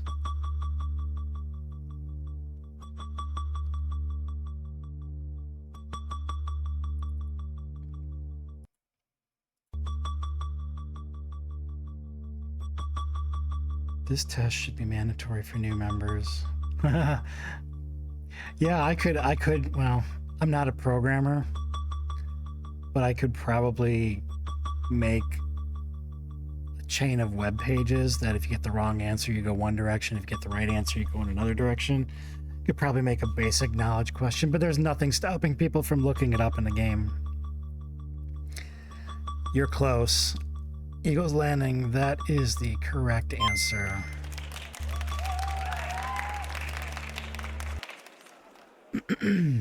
All right, so that's all we're going to do with this. We've already gone through this. How long did it take us to get through it? Like an hour, 45 minutes? The questions? Yeah, the first time. I wouldn't say that long. It was probably, I mean, from beginning of the stream to the end of the questions, 45 minutes, but the questions itself, maybe 25 to 30 minutes, if that. Yeah, and I was thinking about it, like, I think the trivia questions and the answers inspired a lot of conversation about things that we normally would not have talked about. I mean, we would not have talked about Outlaw in the stream otherwise if it wasn't a trivia question. You know, stuff like that. Pretty much every image I do that has to do with Irrational guys, with the exception of IG Caddy, everything is AI generated.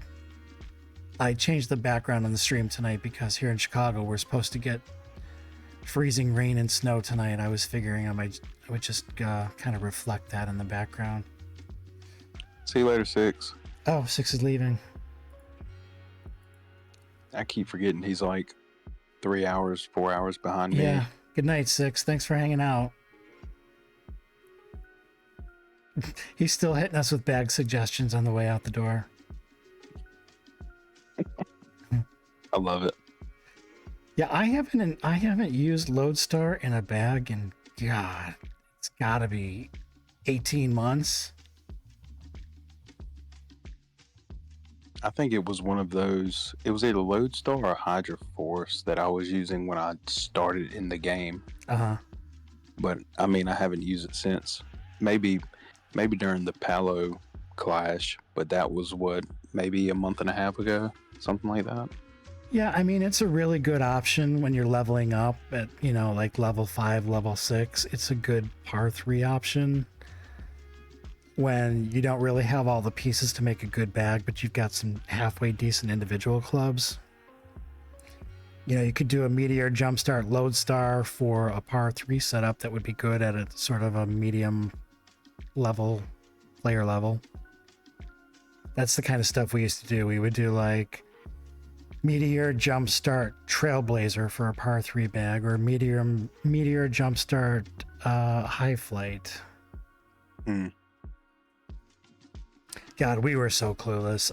I still remember when the Boston holes were first getting released. We were such noobs. We could not hit the Boston green, the par 3 green, with anything we had in our bags. Anything. The only thing I think we got to work was like a double Meteor Jumpstart Cloudcatcher bag, and we were just reaching the green. I mean, really? That's like how newbie we were. We could not even hit that Cloudcatcher, or the Boston par 3 that's all surrounded by water. Mm-hmm. Everybody in the game was that newbie. So that was kind of cool because we were all learning it together rather than having a group of guys that have been around forever that can tell you how to do things. Nobody knew how to do anything. Wow. Who would you say is the oldest member other than yourself? Of our club? T Malone. He was my first captain. Wow. He's probably the longest original member. It would have been Charlie, but Charlie's left the game a couple times now. Nathan's been with us a really long time. Who else? Yeah, glory days. I've reached that age. I'm 57. I've reached that age where all I talk about is the glory days. Because going back to what I said earlier, everything hurts. So, you know, It's not that I don't listen to new music or contemporary music, but I'm like one of those typical people that the best music ever is the music that was when I was in high school. Right. When I was growing up, the people that were 40-somethings all listened to the oldies stations, like the 50s and 60s music. It's like, oh man, they're so lame. They're listening to this old music, and now here I am thinking like the 80s stuff is the best music from all time. Yep. I'm starting to get into that same boat now. Not to take anything away from the 70s. Of course, there's, a tremendous amount of awesome 70s stuff. But, and I think the reason is because the music does kind of become the soundtrack of your life for that time, Right. I can remember, where I was driving and with who was in the car when I heard song X. So now every time I hear that song, I think of that day or, that moment. And it brings you back to a simpler, more enjoyable life, Yep. So anyway, we've been going for 3 hours and almost 15 minutes. We should probably call it a night. All right. That sounds good. Thank you so much for thank you so much for joining right at the beginning and sticking around all the way to the end. Oh yeah, definitely. I would have been doing the same thing if we weren't on. So yeah, I appreciate it, and I do believe Ray is planning to stream on Sunday. Cool. I was a designated hitter tonight because he had something else going on. I've been wanting to stream it. I've been getting a little lazy. Like on my days where I got nothing going, it's like, yeah, I think I'd rather just lay on the couch and watch YouTube tonight rather than stream. But yeah, tonight when he said he couldn't do it, I decided to do it. This was fun. I had a good time with this, and I'll see about doing more trivia again in the future. Yeah, that's what I was about to say. I mean, I'm sure you don't need any help putting together questions or anything, but yeah, that was fun. And I don't think 20 questions was enough. It was. Yeah. I felt like I could have done another 20 more. It was that fun. Yeah, I will. Yeah, it's pretty easy to come up with questions. I mean, I just randomly scrolled up and down on that spreadsheet, and it was really easy to come up with questions. So there's probably an unending number that you can ask from that. And I didn't even really touch on the premium balls. Yeah. I would have lost if it was the premium balls.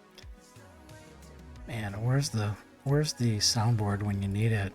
I didn't even touch the premium balls. That's what she said. All right. On that note, good night, everybody. Night. Thank you for listening. Thanks for checking us out. If you're rewatching on YouTube, give us a like, a comment, subscribe to us, a thumbs up, all that good stuff. It tells us that you like the content that we're doing and you want to hear some more, watch some more. So thanks for watching, and everybody have a good night. Good night, Kyle. Night, Owen. Thanks, everyone. We're happy you joined us. We're so super psyched. Please leave a comment and give us a like. Now we're saying our goodbyes. Thank you for watching Irrational, guys.